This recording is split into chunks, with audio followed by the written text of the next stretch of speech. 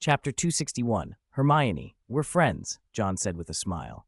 Do I seem like an irrational person to you? Well, very rational, Hermione replied with a little edge. So rational, you broke into the Order of the Phoenix and nearly chopped off Sirius's hand. Ron didn't dare speak the thought aloud. He simply leaned against the carriage doorway and peered in from time to time. Hermione brightened. Yes, we're friends. John noticed her prefect badge and chuckled. I haven't congratulated you on becoming a prefect. Hermione beamed. This time I beat you. John gave a casual shrug. I suppose so. The exchange lit the little competitive spark in Hermione. She still had patrol duty to finish, so after a few more words she left.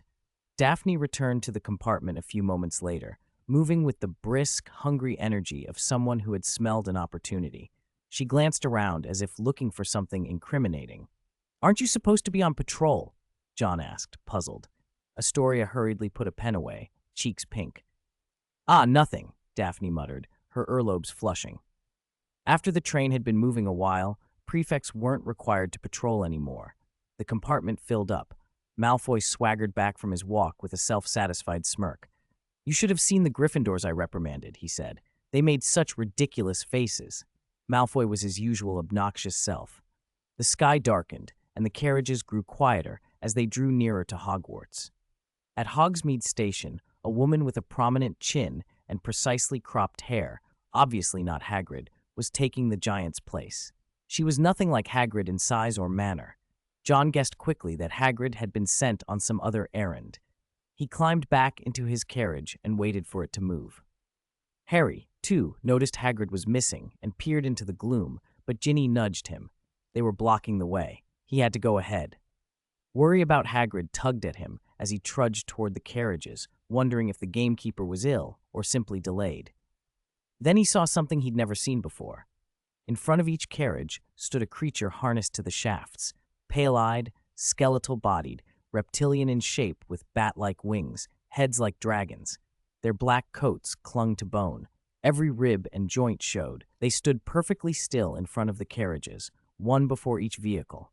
What are those things? Harry whispered to Ron, panic prickling at the back of his neck. Ron blinked. What things? Harry pointed frantically at the creatures, but Ron simply acted as if they weren't there. For a moment, Harry felt suddenly unmoored. Was he hallucinating? You won't go mad, said a hazy voice. I can see them too. Luna Lovegood stood nearby, and she was touching one of the creatures with a kind of dreamy fondness. If anyone's oddness was apple enough to cause worry, Luna's reassurance didn't help Harry's nerves much. If anything, it made him wonder whether he really should visit the hospital wing. The carriages began to roll, wheels creaking on the muddy track, and Harry's thoughts drifted as the countryside slid past. The trio, Ginny and Luna, were in the same carriage. Crookshanks had jumped into the carriage opposite and was now restless on Luna's lap, his claws pawing at something in her pocket. Crookshanks, Hermione said and reached to take him. She glanced down and noticed Luna's shoes. Sorry, Crookshanks, are you after her shoes? Luna looked down serenely. They're the shoes John gave me. They haven't played hide-and-seek again. Luna's remarks were always disorienting, but Hermione understood enough. John had given Luna the shoes. Harry and Ron also noticed them. They looked unlike anyone else's footwear. Cool, Ron said before thinking. He admired the unusual patterns. They're very nice. They don't hide, Luna added dreamily. No shoes hide, Hermione muttered, but Crookshanks was still wriggling. Luna said, in the same distant way, he's just looking for a crumple-horned snorkack. A crumple-horned snorkack? Harry leaned toward Hermione, hoping she could define it. Hermione shrugged. This was one of the things even she did not know. At that instant, a strange little sound cut the air. Everyone in the carriage instinctively covered their noses except Luna, who merely smiled as a tiny, odd creature appeared on the cork pendant she wore. Crookshanks bristled and gave a low warning. The creature, plump and vaguely horned, burrowed into Luna's hair and let out the same brief, flatulent noise before vanishing. Harry, your shoulder. Ginny's voice made him turn. The little snorkack had clung to his robe with two tiny claws. It likes you, Luna observed. Then it hopped to Hermione's shoulder, and when Luna corrected herself, no, I was wrong. Actually, it doesn't like you. Everyone laughed. The carriage felt briefly like a naturalist's conference. Luna cupped her hands and the snorkack reappeared, making its little ft as it settled there. "What is that?" Ginny asked. "A crumple-horned snorkack," Luna replied with dreamy pride. "Very shy." Ron reached out. The creature flared its tiny curved horns and looked fiercely combative. He yanked his hand back. "Not nice at all." Harry put his hand out, and the snorkack trembled in his palm. Then ft, the snorkack vanished. Harry searched the cushions. It was gone. "John?" Daphne blinked, startled as the creature popped up on John's shoulder. John smiled and stroked its head. "This little thing knows what it's doing." The snorkack hopped into John's satchel, and a moment later, nosed out a dragon fruit with an eager little nudge. Malfoy leaned over, jabbed a finger at the snorkack, and flicked it. The creature rolled, then mooed indignantly, an odd, disgruntled sound, and fixed Malfoy with a fierce glare. Malfoy laughed nastily, as obnoxious as ever. John was speechless. Malfoy was sure to remain high on the list of Hogwarts' most annoying students this year. The carriage stopped at the oak doors. The snorkack promptly sat on Malfoy's head, leaving a smear of dragon fruit juice on his freshly parted hair. "Ouch! What are you doing?" Malfoy protested. After another tiny ft, the snorkack vanished. Malfoy touched his hair delicately and scowled at the sticky juice. John snapped his fingers, and a small gust of wind blew the residue away. The students filed through the foyer and into the great hall. House tables ran the length of the hall. The enchanted ceiling showed a darkened sky, and candles hovered above. John looked up at the staff table. Hagrid's enormous chair was gone. In its place sat a tall woman with red lips and wavy hair who seemed about to reach for a cigarette before she remembered herself. Oz healed by the looks of her. Beside Dumbledore sat Dolores Umbridge in her pink robes, radiating a smug, triumphant air.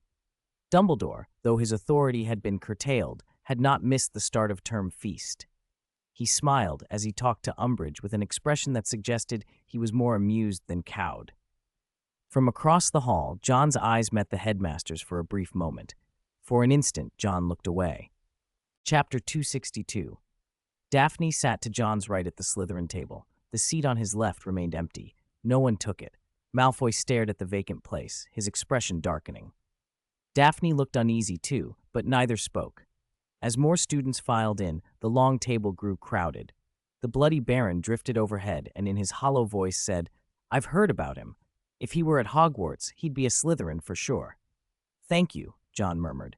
The Baron nodded once and floated away to the other side of the hall. Soon almost everyone had arrived. Even Harry, who was usually a problem at sorting time, wasn't late. The woman who had taken Hagrid's place on the Hogsmeade Station platform came in and sat in Hagrid's old seat. Nervous first years, still shaken, were led in by Professor McGonagall, and the line stopped. McGonagall brought out the sorting hat and the stool. The hat looked as ragged and grubby as ever. Apparently the Weasley twins' scheme to wash it had never come to pass. Under the gaze of the whole hall, the sorting hat began to sing. "Long ago, when I was new, and Hogwarts not yet built, it's true, Slytherin took wizards like himself, cunning, pure-blooded." John's eyes narrowed at those lines. The hat seemed to be hinting at something different. It continued. "There was a time when the school teetered toward decline. Countless quarrels, countless fights, old friends turned foes overnight. Then finally, one clear morning, old Salazar Slytherin suddenly left. Though the strife had ceased, he still left us deeply displeased." The hat's voice grew stronger, as if warning of danger. It went on, calling attention to Slytherin's internal cohesion and the need to stand together. "Enemies without are lurking near. Our internal unity must stay clear, or everything will crumble from within, oh dear. I have told you plainly, my friends, I have sounded the alarm that portends. Now let the sorting begin." The song drew looks from the Slytherin table. Malfoy slammed his fist on the wood. "What does that mean?" he said gloomily. "Is it suggesting Slytherin has let Hogwarts down, or that we'll break away?" Daphne looked troubled.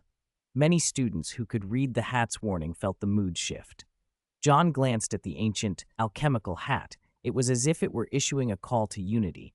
Was it forewarning of Voldemort's return, or something else? He touched his ring and narrowed his eyes. After the song, the sorting resumed. John noticed an excitement barely contained in some of the new students. He smiled. Two of them were children from the werewolf community, Sai Wen and S, both adopted by old Jack in the same age.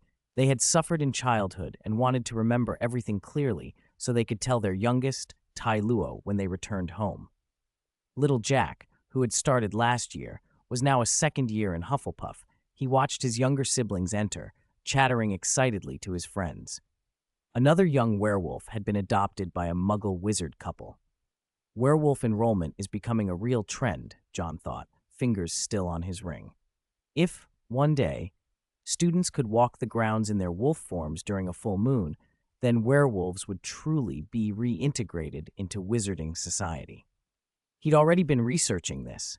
Lycanthropy was like a blood curse that perpetuated itself, not inherited the way some believed, but spread by bites and injuries. That contagious element was what the wizarding world feared most. The blood curse needs to be tackled at its root, he decided. He couldn't promise to turn every werewolf back into a human, but he could work on an inhibitor to suppress the contagious aspect. If a werewolf lost control, with magic and the right protections, a bite wouldn't necessarily doom someone. Wizards could heal terrible injuries. After all, Neville had once been thrown off a building by his relatives to prove whether he was a squib. Magic could reverse even grievous harm. The mood at the Slytherin table was uneasy, and the new students glanced curiously at the legendary John Wick. Word of him had spread among wizarding families through gossip. Many knew there was a gifted student at Hogwarts, though that reputation hadn't yet reached all corners. Dumbledore's voice rang out, pulling John back from his thoughts. "Welcome our new students," Dumbledore said, arms open and smiling. "Welcome back, our returning students. There's plenty of time for speeches later. Eat well." His words were brief and well received. Platters appeared. John pushed the Starry Sky pie in front of him silently toward Malfoy and picked up a piece of bread instead. Malfoy noticed Crabbe and Goyle behaving oddly and asked, "What's wrong with you two?" Where they would normally be headfirst into the food, they sat stiffly, taking tiny, cautious bites. They clutched a blood-red glass, something like a vial, inside which a small snake hissed. "Your new pets?" Malfoy sneered. "Let me see." Unlike before, they refused to hand the object over. Pansy, exasperated, lobbed a large, hard potato onto Malfoy's plate and told him to shut up. Malfoy felt targeted and leaned in for a better look.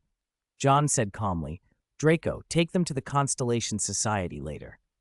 Malfoy frowned. The Constellation Society had never been open to outsiders. He sensed there was more going on, shoved the potato back at Pansy, and said, "Fine." Holiday events had only made things worse for him. Lucius had brought Lord Voldemort to their home, and Narcissa had tightened Draco's leash, afraid he'd act on impulse. Draco resented his father's association with that man. All evening, Crabbe and Goyle had been tense, eating as if this might be their last meal. Across the Great Hall, Hermione had been thinking. The Sorting Hat's song had revealed more than a normal ceremony allowed. It had set a tone of looming trouble. She nudged Ron, who was chewing without much care, and asked nearly headless Nick, the Gryffindor house ghost, what did the hat mean by that warning? "Oh yes," Nick said. "I've heard it give warnings before. It always speaks up when the school's in danger. The message is usually the same: unite and hold your house together." Ron, with his mouth full, mumbled something dismissive. After he swallowed, he said, "It's just a hat. How would it know if the school is in danger?" "I don't know," Nick murmured, leaning closer to the trio. "It usually sits in Dumbledore's office. Maybe it hears things up there." Wanting the four houses to be friends? Harry looked toward Slytherin and scoffed. That's unlikely. He thought the hat had to be senile to expect Slytherin to suddenly welcome the other houses. The house ghosts, however, saw things differently. The four house ghosts were on good terms with one another. Ron sneered. "That's because you're terrified of the Bloody Baron." Nick bristled, offended by Ron's mockery of his bravery and noble blood. Hermione, exasperated, shot Ron a glare and tried to smooth things over. Hermione still worried. The hat had mentioned Salazar Slytherin's departure by name. Why invoke him? Slytherin was the founder who had gathered his followers like grains into glass. John seemed to be in some kind of tension with Dumbledore, much as Slytherin and Gryffindor had historically clashed. The implications left Hermione distracted and uneasy as the feast continued. Will anything happen to them? Hermione's heart was a mess. John had been her first friend here, and she had been his. Each held a special place in the other's life, and she didn't want anything to happen to either of them. Turmoil crowded her thoughts. When she spotted Ron shoveling food into his mouth, a flare of irritation made her snatch up a book and throw it at him. It struck him for no good reason, but even so, he managed to swallow with difficulty. The feast finally ended. Students had eaten and drunk their fill. Cy Wen, the young werewolf from the werewolf community, was sorted into Ravenclaw. He really was the cleverest of them. S went to Gryffindor, and another young werewolf was sent to Hufflepuff. They hadn't been separated with any rancor. It didn't seem like a tragedy. Little Jack invited the Hufflepuff werewolf to sit with him. After a year of getting along, little Jack's nature hadn't been exposed. Aside from receiving invitations from the astronomy professor to go stargazing during the full moon, he behaved like any ordinary student. Professor Sprout took a shine to the boy. Jack had a natural talent for herbology. Perhaps the years he spent living outdoors had taught him how to care for plants better than most. Dumbledore rose to speak again, one of his usual reminders about which parts of the Forbidden Forest were off-limits and about Filch's request that no magic be used in the corridors. John suspected Filch had pushed for that rule. Filch had taken up a new hobby of chasing students and giving them a 10-second head start. Rumor said that if you could outrun Filch, you might escape detention. No one ever had. Filch somehow moved with a speed beyond what seemed possible. This year, we have some changes among our staff, Dumbledore announced. We are sorry to say our Care of Magical Creatures professor will be away for a while. Professor Grubbly Plank will be covering her classes in the interim. A polite but muted round of applause followed. Harry breathed a huge sigh of relief. I knew it. Hagrid's all right, he muttered. Dumbledore's words suggested Hagrid had been sent away on some mission. As long as Hagrid wasn't dismissed, Harry felt better, though there was still the question of how long Grubbly Plank would be in charge. We are also pleased to introduce Professor Hilde, our new Defense Against the Dark Arts teacher. This announcement brought a burst of enthusiastic applause from the hall. Everyone liked a good-looking instructor. Among the older professors, Professor Hilde stood out. Her face caused many of the younger boys to sit a little straighter. John clapped along. Daphne watched her with a frown, trying to guess what she was thinking. She's an Auror, Harry whispered. I saw her at the Ministry. She was with Johnny Silverhand's people. An Auror? Ron looked puzzled. What has Johnny Silverhand got to do with that? I'm not sure, Harry admitted. They seem to be connected. He remembered the time he'd seen Johnny Silverhand spending money like it was nothing, more than Harry had ever seen.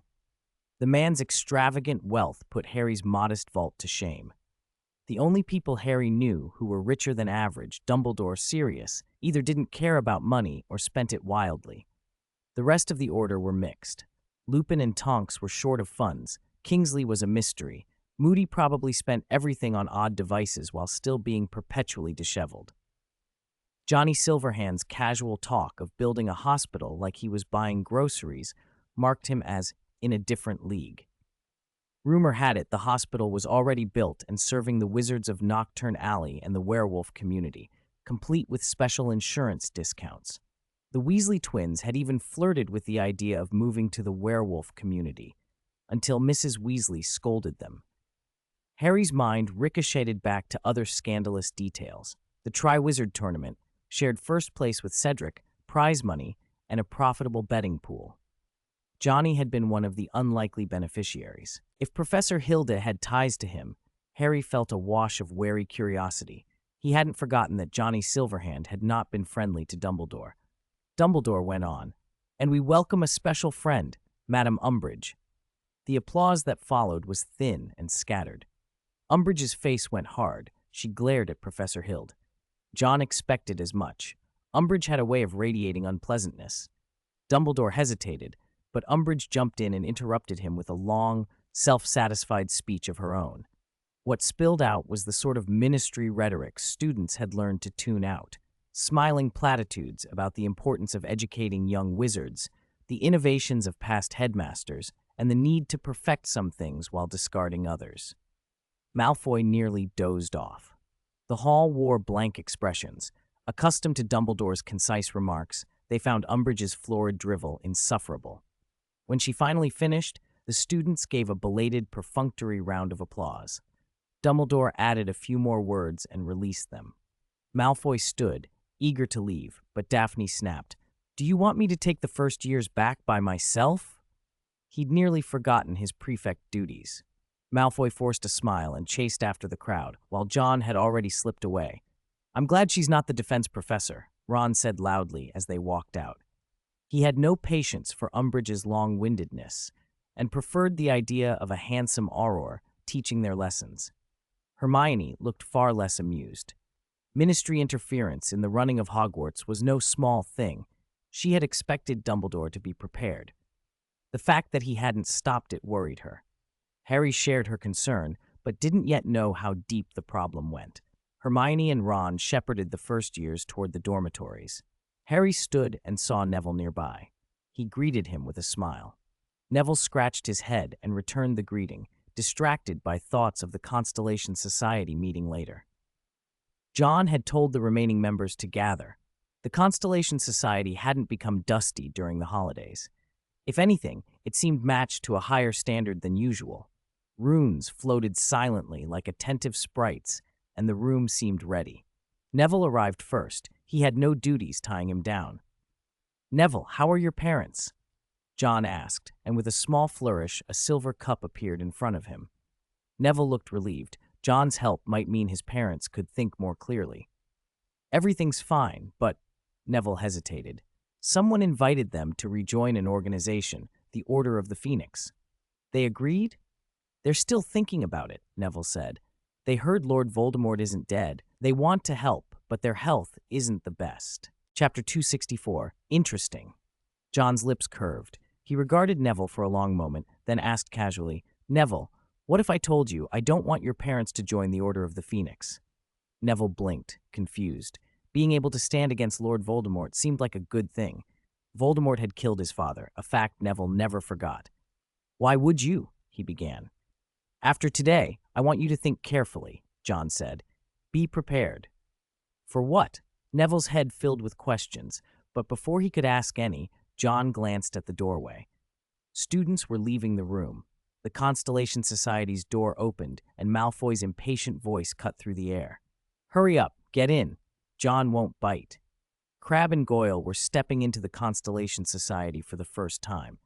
They'd heard about it from Malfoy for years. Pansy, who had been summoned as well, looked uneasy. She didn't bear a dark mark, and John's recent display had frightened her. After the three of them walked in, Daphne and Malfoy followed, and Cedric arrived shortly after. Their presence felt like a three-way interrogation, which made Crabbe and Goyle visibly nervous. "Sit," John said, and 3 chairs materialized before them. Pansy sank into hers first. Crabbe and Goyle followed with no small amount of reluctance. "Now that everyone's here," John stood. Starlight seemed to play across his face, giving him an inscrutable expression as his voice drifted, sometimes near, sometimes distant. "We need to talk about the Constellation Society and about Lord Voldemort and Dumbledore." At the name, the 3 newest arrivals visibly trembled. The others looked far more composed. Neville himself was oddly calm. "You should know," John continued softly, "that Lord Voldemort has returned. There's no doubt. Your parents know it too." He fixed his gaze on Crabbe and Goyle. John had known for some time that their fathers were Death Eaters. Cold sweat beaded down their backs. Each clung to a small, blood-colored glass orb as if it were a talisman. "There is an unbridgeable hatred between me and Lord Voldemort," John said, voice steady. "That hatred will last until one of us dies. I don't want anyone at school, especially in Slytherin, to foolishly work for Voldemort." Crabbe and Goyle bowed their heads. John inhaled and then called their names. Crabbe, Goyle. All eyes swung to them. Malfoy's face hardened. He drew his wand, fury and disbelief on his features. "You two? Death Eaters? I told you not to." "You joined the Death Eaters?" Malfoy spat, voice breaking with anger. "Why would you betray us?" "Draco, we were forced," Crabbe croaked. "My father held my hand down. He carved it himself. I had no choice. That's no excuse to betray everyone, Malfoy shouted. Calm down, Draco. John raised a hand, and with a quiet motion, he stilled Malfoy's wand. They haven't betrayed anyone, he said evenly. They became Death Eaters, Malfoy insisted, eyes blazing, but there was reluctance in him. He couldn't bring himself to strike his childhood friends down. John stepped closer to ease the tension. He put a hand on Malfoy's shoulder and offered a small smile. They are not Death Eaters. They renounced that identity. Crabbe and Goyle rolled up their left sleeves to show faint, jagged scars where dark marks had been branded. Goyle said loudly, "We didn't betray anyone." Malfoy sagged and cursed under his breath. "Why didn't you say so before? He trailed off, unable to finish. Cedric shook his head in weary disbelief. Given Malfoy's temperament, he'd barely accept the explanation. After the tension eased, John turned to Pansy. Pansy had been trembling. I didn't join the Death Eaters," she stammered. "I know." John's tone softened. "But your father might try to force you. Friends or family, what would you choose?" Pansy faltered. Daphne, seeing her friend in turmoil, asked urgently, "John, is there anything you can do?" John chuckled faintly. "There is one way I think we can try." He faced Crabbe and Goyle directly. "Tell me what your mission was." The two exchanged a look and answered in unison, "Poisoning." "So Voldemort knows my strengths," John murmured, unfazed. He returned to his seat and spoke with unnerving calm. "I can tell you there's a way to solve this problem once and for all." "What way?" Cedric asked. John leaned back and said plainly, "Kill Lord Voldemort." Silence fell. The plan sounded simple, yet killing Voldemort had eluded everyone but the boy who lived. John smiled with a secretive tilt. "We can't do it ourselves, but Dumbledore could." "Him?" Cedric hesitated. "Dumbledore is powerful, but Voldemort is in hiding." "Not hidden from all," John interrupted casually. "Lord Voldemort is at Malfoy Manor." The room shocked into stunned disbelief. Crabbe and Goyle bristled with indignation. "You berated us for joining him, and you've been hiding him at your house," they accused. Malfoy's face darkened. "My father brought him back. I couldn't stop him. My mother tried." He clenched his fists, fury and helplessness warring in him. "This is useful," John murmured. "Knowing Voldemort's whereabouts is helpful." Pansy gaped. "You want to get the Order of the Phoenix to attack Malfoy Manor?" Horror and disbelief warred on her face. Was everyone in the Constellation Society this reckless? John used a small trick of mind magic to settle her nerves and then said, "A baby once defeated Voldemort. Why would we think it can't happen again?" He explained his plan plainly. Get the Order of the Phoenix and the Death Eaters to clash, force Dumbledore and Voldemort into the same fight. Drive tigers to devour wolves, he said. He didn't intend for this to be a simple assassination. He wanted to cripple Voldemort, to create an opportunity to search for Horcruxes. Killing Voldemort outright would be impossible until the Horcruxes were found. Keeping him alive, but weakened, would be enough for now. And there would be gains to be made from a clash between the two most powerful forces of the age. "Neville," John said, turning to him, "you understand what I'm asking." Neville swallowed. "What is your idea?" "I want to use the Order," John replied, "so I don't want your parents to be part of it." Neville was silent for a beat and then answered firmly, "I understand. I'll make them give it up." John nodded, satisfied. He looked back at Crabbe and Goyle, an odd light in his eyes. "I need your help," he said. The two looked at one another and then down at their hands. If even John dared to scheme against both Voldemort and Dumbledore, they had no will to resist. Everything they heard in that room that night became a secret they swallowed. The next day dawned on the first day of term's classes, starting with potions. It was a rough start for many students. Snape did not spare Harry in the least, even though Harry had been enlisted in the Order of the Phoenix. Harry hadn't read the instructions closely while brewing a calming draught, and Snape tore into him for it. Malfoy sneered and laughed. John, as usual, managed to earn extra points and a rare approving glance from the professor. After class, Harry stalked off, furious. He'd argued with some of his dormmates the night before, Seamus among them, because they didn't believe Voldemort had returned. "I thought he'd be better this year," Hermione said in a disappointed voice. "Now that he's joined the Order and everything, I expected." Toadstools don't change their spots, Ron muttered. I still think Dumbledore's mad to trust Snape. What proof is there that Snape isn't working for you-know-who? Hermione disagreed. Dumbledore must have his reasons, even if he hasn't shown you, Ron. Both of you. Shut up, Harry snapped, too irritated to stand. He stalked away, leaving Hermione and Ron standing there, stunned. Chapter 290, Sybil and Umbridge.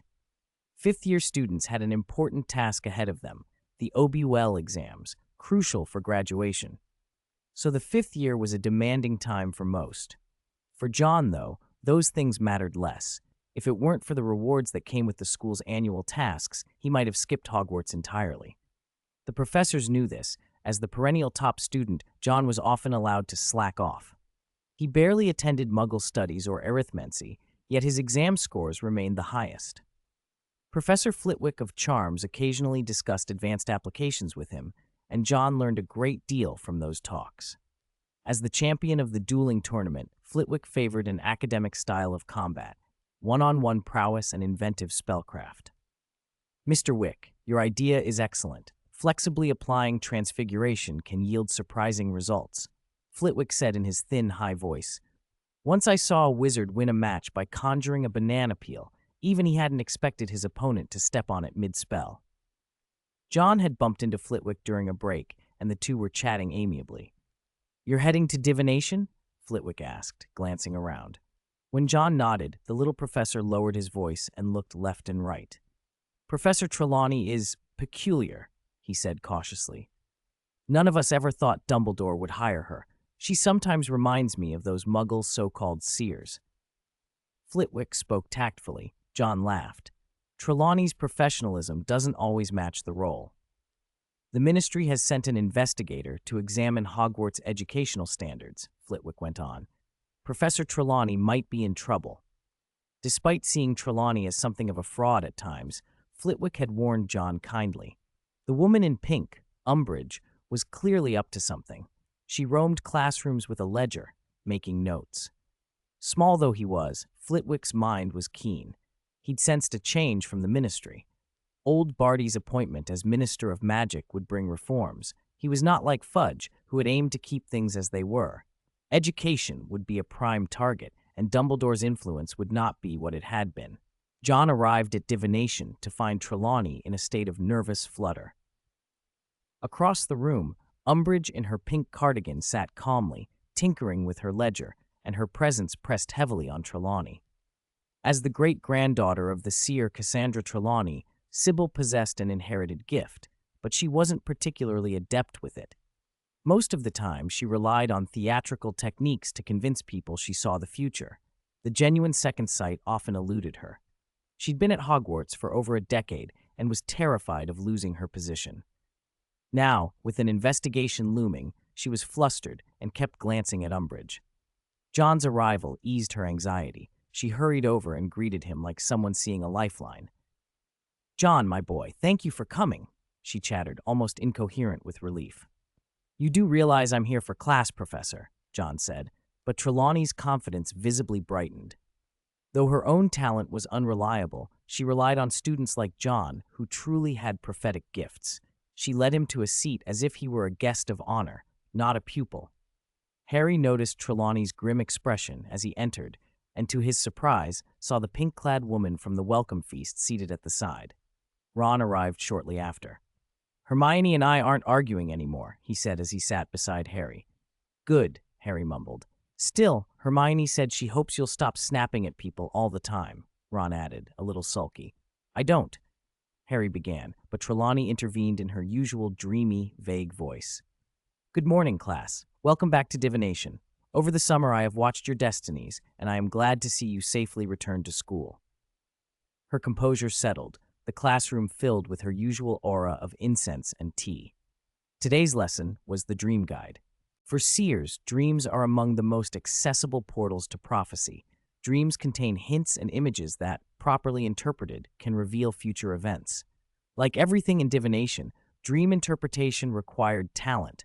Where potions needed effort plus aptitude, divination was talent upon talent. Trelawney spoke on dream interpretation, and then had the students try to interpret one another's dreams. Neville, sitting near John, racked his memory for something to report. He began, "Aye." A sharp, high voice cut through the lesson. Trelawney looked up as Umbridge cleared her throat and wrote in her ledger.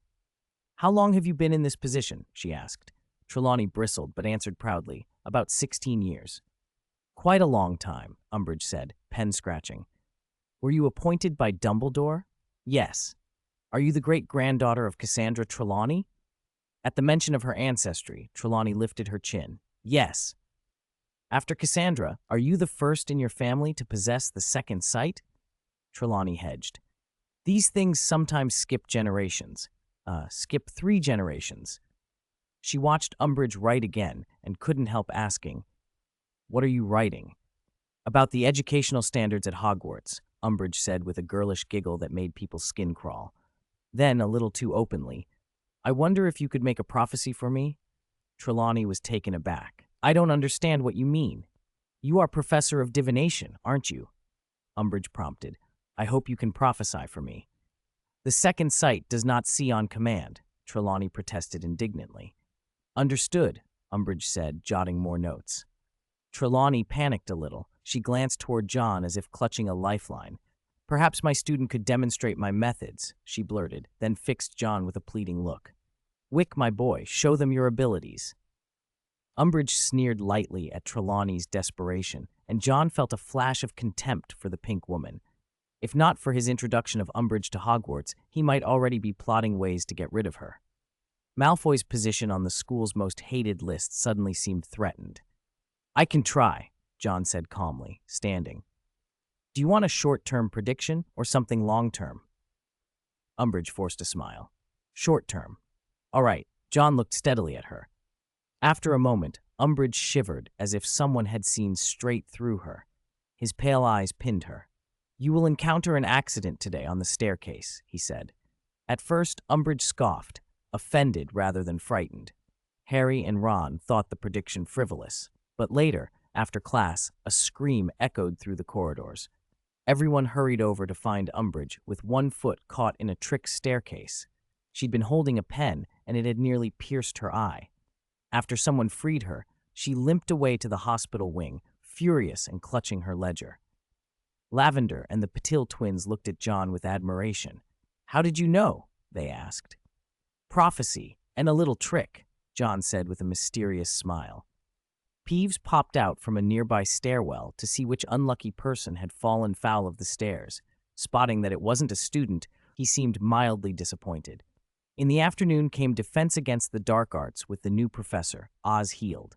Simply put, the class sent the girls into a flutter and stirred the boys as well, much like Lockhart did in second year. The Defense Against the Dark Arts post changed yearly, reflecting each professor's tastes. This time, Professor Heald's classroom was filled with a variety of small props. Paper owls and little paper dragons fluttered across the ceiling. "Nice to meet you," said Oz Heald, a mint lollipop between her lips. She was a heavy smoker, and, since she couldn't smoke in class, she made do with the candy. "Take out your textbooks. Dark Arts, Defense, Guide. I'll teach you some practical skills today, things like how to get more out of your wand." Oz tapped the blackboard and pulled back a cloth to reveal a human-sized target that looked faintly worn. "In Auror training, we do many exercises, but the most important thing is the wand in your hand." She flicked her wand, and several paper owls burst from its tip. "There's an advanced casting technique, silent casting. It takes a great deal of magical control to pull off." She didn't say another word. With a wave, the owls skimmed past the students, then she flicked again and they ignited, slamming into the human-shaped target. The target was sent tumbling. Before it could hit the floor, Oz flicked her wand again, and it floated back to the front of the room. The silent casting demonstration left the students open-mouthed. "This is a 6th-year lesson," she said. "What you must first master is adaptability." "Question," she added, decisive in the way of an auror. "What are the 3 essential elements of magic?" The students hesitated. Hermione frowned, trying to recall how often that had been taught. Under the fun, less rigorous defense classes, it hadn't come up much. John raised his hand. Oz brightened. "Mr. Wick, magical power, charms, and technique," he answered. "Very good. Slytherin gets 10 points." Oz hadn't expected anyone to know. She went on, magical power is the foundation for casting, charms channel and shape the power, and technique is how we make the spells fast and reliable.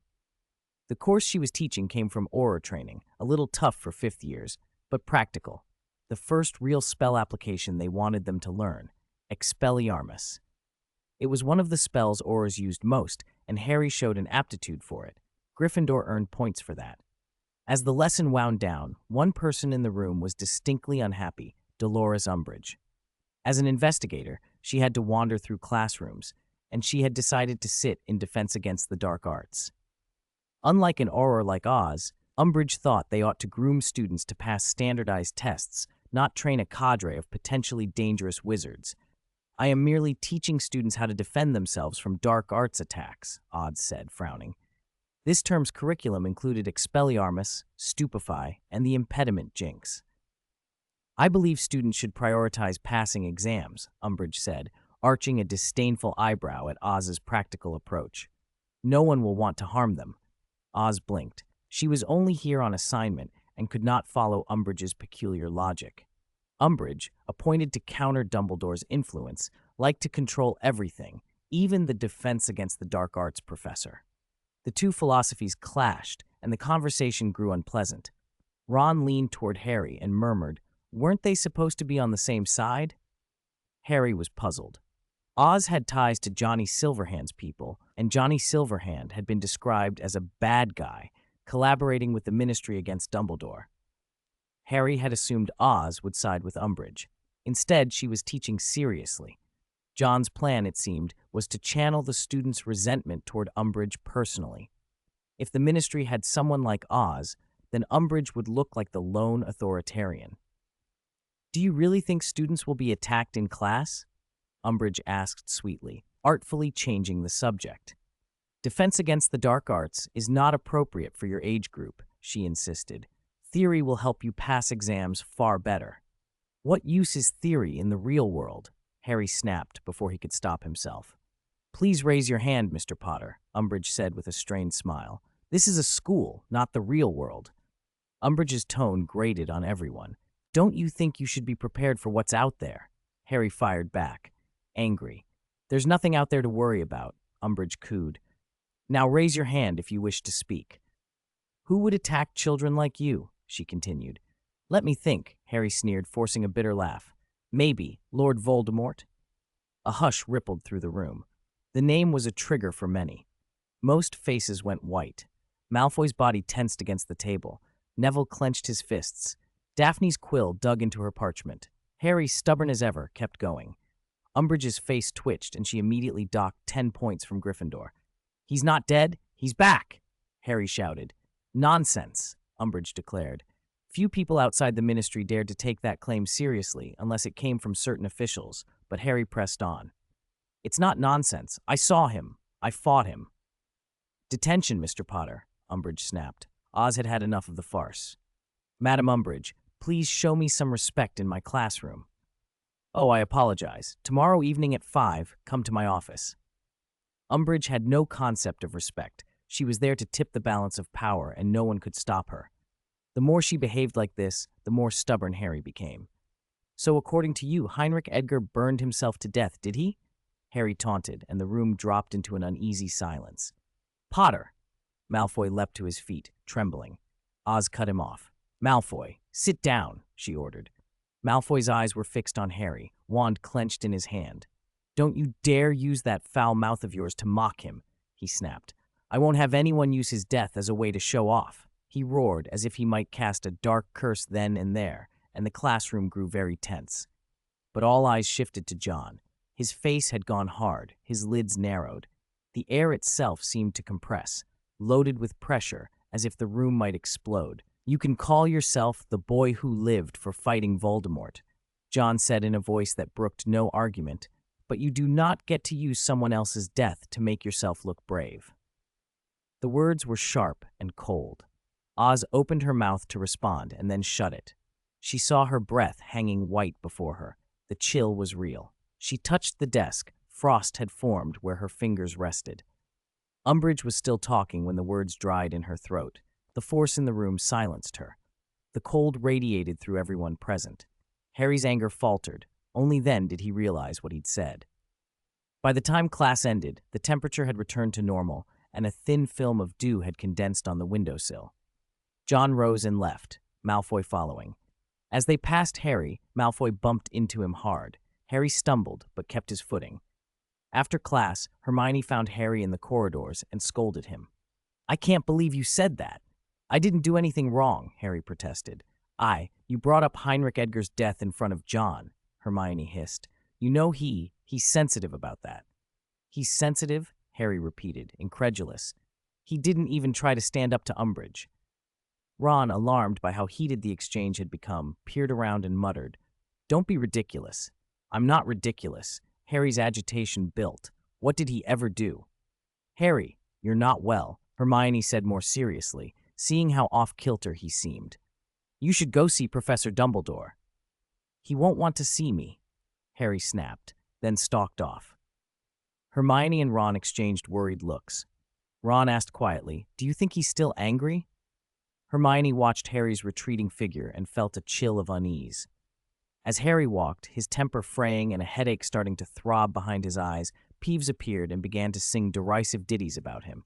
Irritated, Harry clenched his fists and punched at the air. Not far away, John stood watching. He had a sword in his hand, the blade threw a faint red glow, and something flickered in his gaze. He slid the Mavorlo sword back into his small bag and observed Harry with a careful eye while the boy lashed out.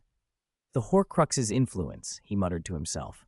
Stopping Malfoy, who had looked like he wanted to follow Harry and start a fight, John composed himself. "Draco, do something for me," he said quietly. Chapter 267. Malfoy's face was grim. John saw Neville hurrying after them and turned, shepherding the two away toward the library. He picked a random seat and sat down. It wasn't long before Hermione arrived. She let out a discreet sigh of relief when she saw him. "John," she said, and sat down beside him. Her eyes flicked to the gilded black leather book lying on the table.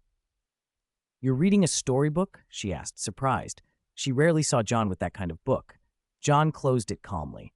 "Some stories have different kinds of inspiration," he said. He smiled at Hermione. "For Harry?" he added lightly. Hermione flushed a little. "Harry hasn't been like this before, but lately he's been—" She trailed off. "I don't want to know how he is," John said quietly. "All right," Hermione said, disappointment in her voice. Tom, who had slipped into the library as he usually did, popped up and stuck his tongue out at her. Hermione's mood brightened. Then she remembered Tom's sharp teeth and how they could send people into a wild panic. Her hand froze mid-reach. "What's wrong with Tom's teeth?" she asked. John shrugged. "Maybe he ate something disagreeable." Tom emitted a mournful whine, protesting that he hadn't.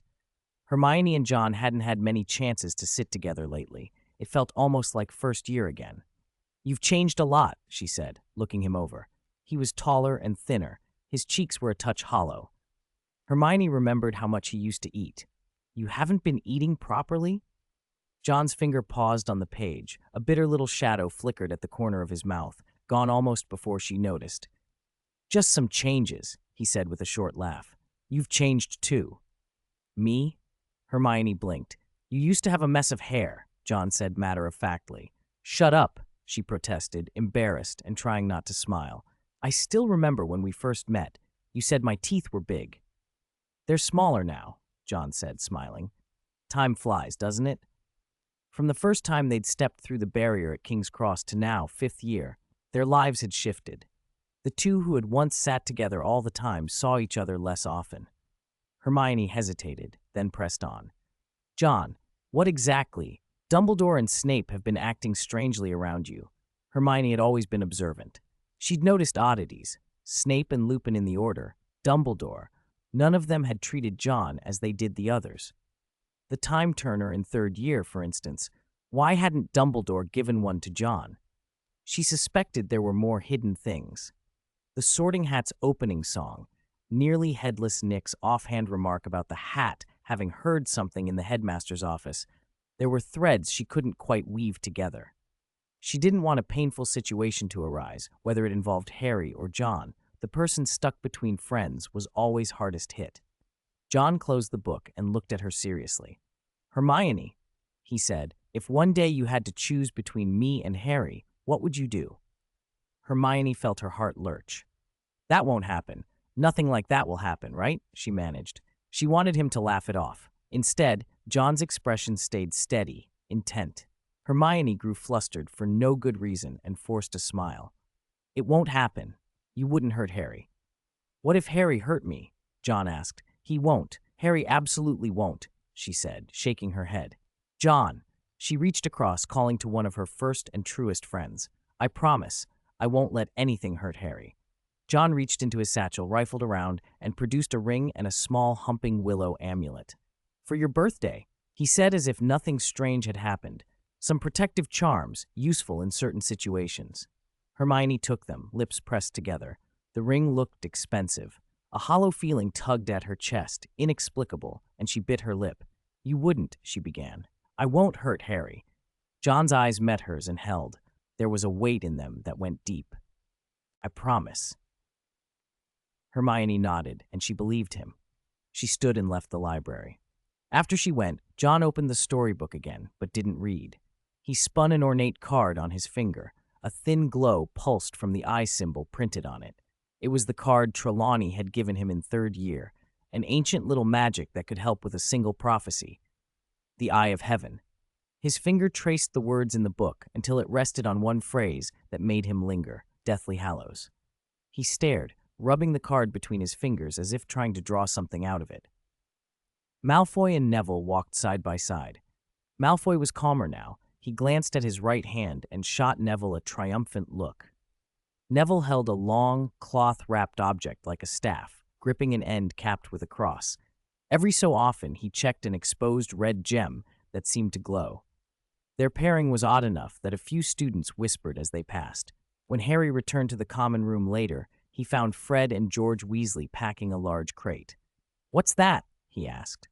Candies we're sending out for testing, George explained. We were going to find lower-year students to test them, Fred added, but Silver Hand Angel Investment had a more professional approach. The twins had plans. When they graduated, they intended to run Weasley's Wizard Wheezes full-time in Diagon Alley. Their financiers, Silver Hand Angel Investment, were inspecting product quality. They said that unless the items were tested in certain ways, the effects could be unpredictable. The person in charge smiled a little too mysteriously and promised them not to worry. Silver Hand Angel Investment had its own designated guinea pig. Chapter 293, Hagrid and the Destination. The Forbidden Forest opened before them. A huge furball dropped from the sky and thudded into the pit at their feet. The pit's rim was worn smooth from countless impacts. The enormous Zhou-Wu, part creature, part giant cat, tumbled after the furball, scrambling excitedly toward John as if begging to play. John cast an object summoning charm, snatched the furball, and threw it. The mane along the Zhou-Wu's neck shimmered. The creature slipped through a small spatial tunnel and reappeared where the furball had landed, catching it with a proud bounce. They repeated the game several times. With every fetch, the Zhou-Wu grew more exhilarated. John rubbed his aching arm and said with mock exasperation, "That's enough for today." "Purr," the creature purred, nudging its head against John. He stroked its great head, then gathered himself. "You should stop bothering the Thestrals," he told it. "They don't even dare come near here now." Thestrals lived deeper in the forest and were mostly left alone, except at the start of term. Zhou-Wu loved tormenting them. Sometimes a startled Thestral would retaliate, and the Zhou would take off running. The creature's mischief was exactly like a huge, overgrown house cat's. Chapter 268. With Hagrid nowhere to be found, John had no choice but to return and take care of feeding the Zhou-Wu. The creature could feed itself, but left unrestrained, something so large could easily cause trouble for the other inhabitants of the Forbidden Forest. John kept it close, warning gently, "Don't go near the centaurs. They have bad tempers." He soothed the Zhou-Wu's anxiety over their separation with mind magic, keeping its temper calm. Basil perched on a branch while Tom tried to scramble up after him. The bird and the dog had been in a standoff for 2 hours. Finally, Basil, annoyed, beat a wing and knocked a wild fruit down onto Tom's head. Tom erupted in furious barking and clawed at the bark, leaving long scratches as he tried to climb. John whistled. Basil flew down to settle on his shoulder, and Tom circled at his feet. Every few steps, the Zhou looked back at John, and he waved to reassure it. A small thestral padded up to him, its eyeless gaze fixed. John crouched to inspect it and noticed a newly grown thestral feather. "A thestral feather at your age, rare," he murmured, smiling as he stroked the foal's head.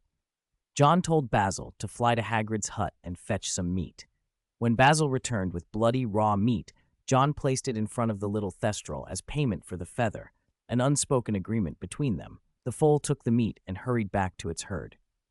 Today was Care of Magical Creatures. Professor Grubbly Plank, acting for Hagrid, had brought bowtruckles to class, twig-like creatures prized on the black market for their lock-picking talents. One of the little bowtruckles sat in John's palm, pretending to be indistinguishable from a real stick.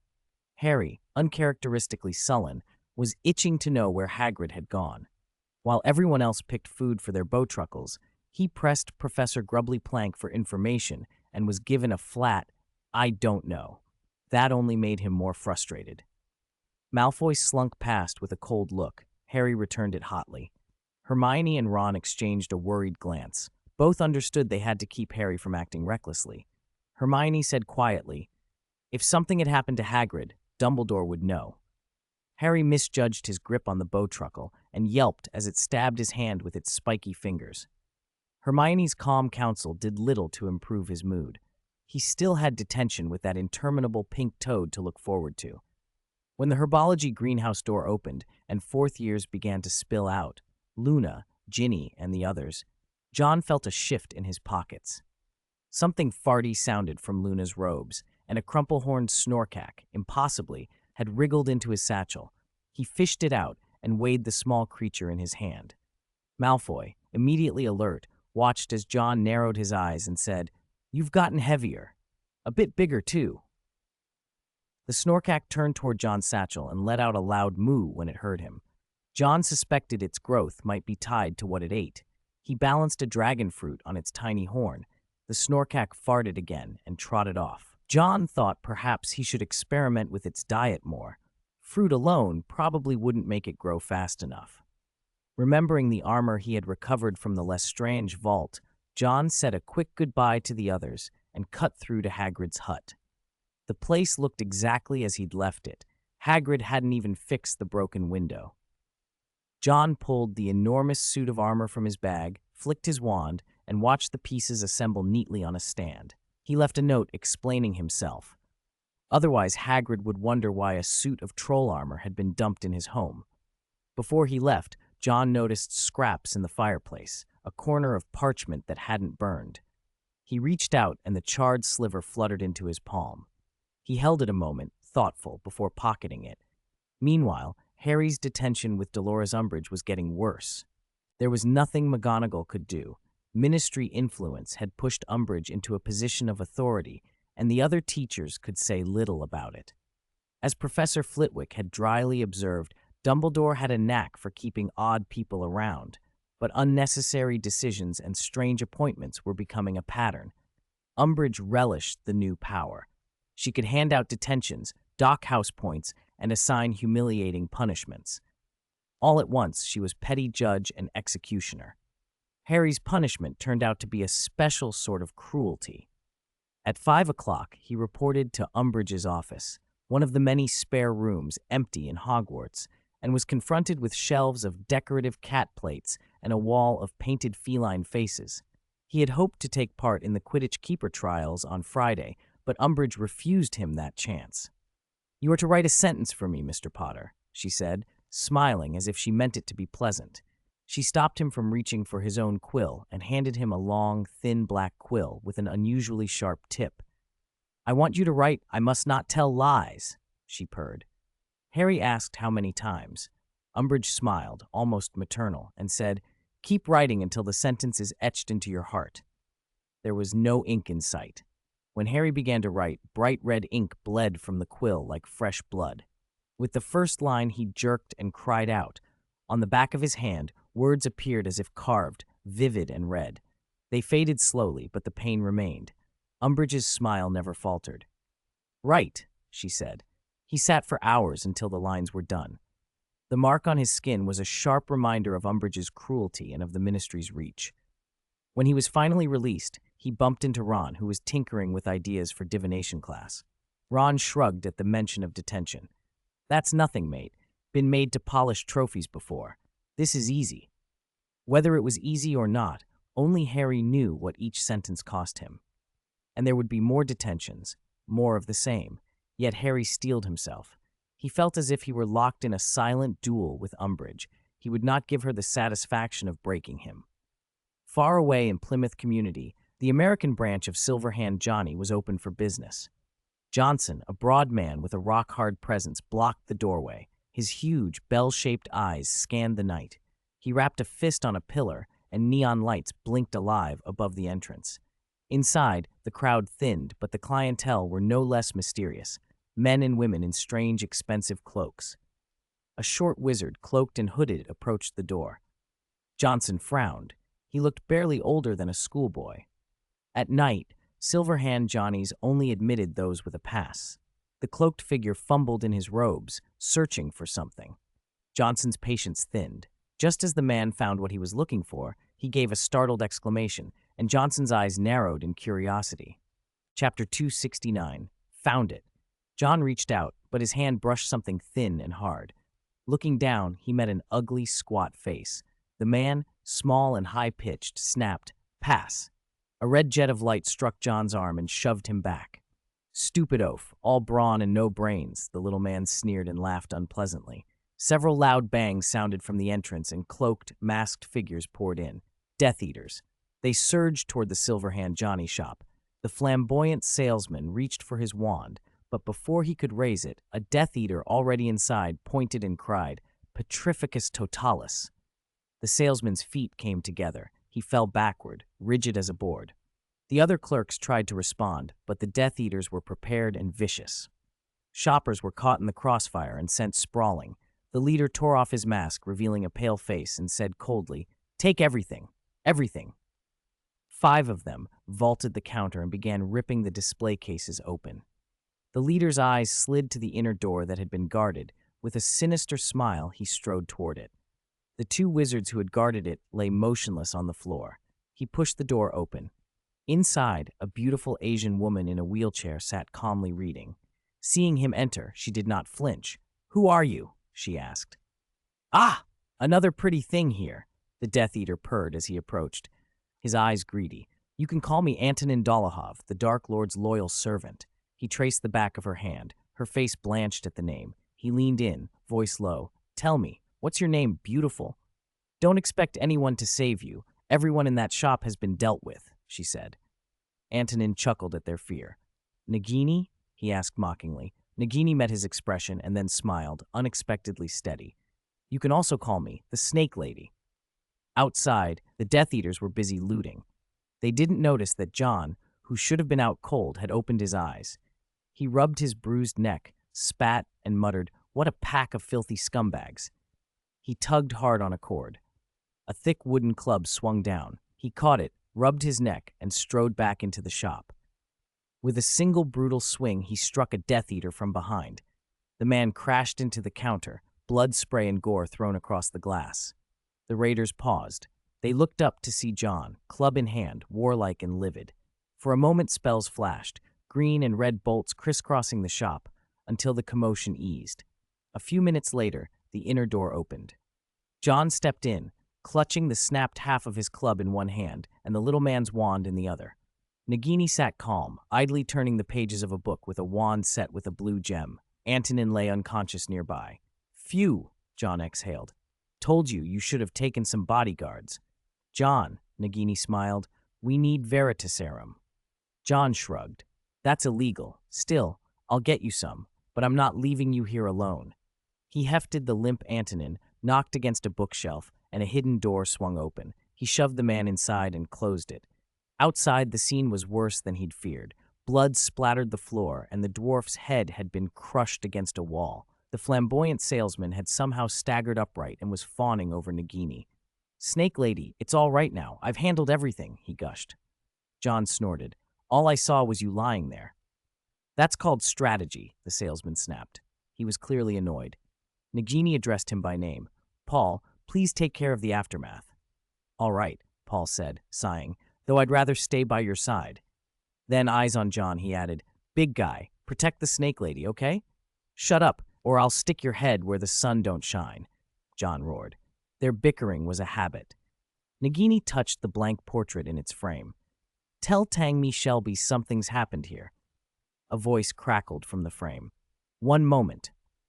John learned of the attack on the Silverhand Johnny branch in the middle of the night. He listened grimly. The Death Eaters had struck first and brazenly targeted Nagini in a foreign country. Their objective had been clear: seize equipment from Silverhand Johnny. John's eyes narrowed. Voldemort, he murmured. I underestimated him. He had been dealing with domestic matters while the Death Eaters moved overseas, finding weak points and striking where defenses were thin. Holding the Silver Network registry, he spoke coldly. Have the manager of District 12 investigate thoroughly. Root out any Death Eaters hidden in that district. The manager dared not disobey. Before the Aurors in America could mount a response, hidden Death Eaters in the Plymouth community were exposed. John had given a death order. Those Death Eaters had been sent to the Silverhand Johnny store. A security team then appeared at the branch, recruiting locally with generous benefits that tempted even respectable folk. If it had been anyone else, District 12 would have been in uproar. But Silverhand Johnny's security was ruthless. Overnight, every one of those Death Eaters was found dead under mysterious circumstances. Their ferocity unnerved the manager of District 12 and left the Aurors helpless. There was no evidence to contradict it.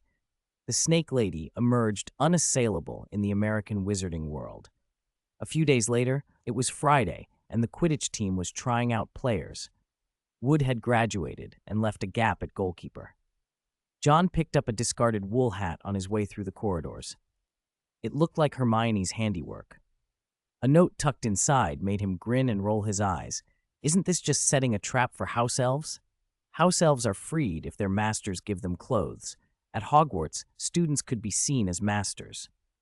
She insists on making everything a moral crusade, he muttered, putting the hat back. Outside, Neville was going from surface to surface, rubbing a long strip of cloth along them. Chapter 295, Owl and Basil. Horace Slughorn hadn't contacted John for some time, ever since John asked that question in his office. John came looking and found neither Basil nor Tom. Gone to the owlery, he guessed. All the school's owls nested in the owlery except Basil.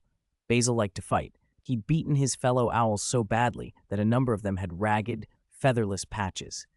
He'd earned something of a tyrant's reputation there. Accompanied by his lackey, Tom, a fierce little terrier, Basil and his sidekick struck fear into the owlery's quieter residents. John walked toward the West Tower, where the owlery sat above Professor Flitwick's charms classroom.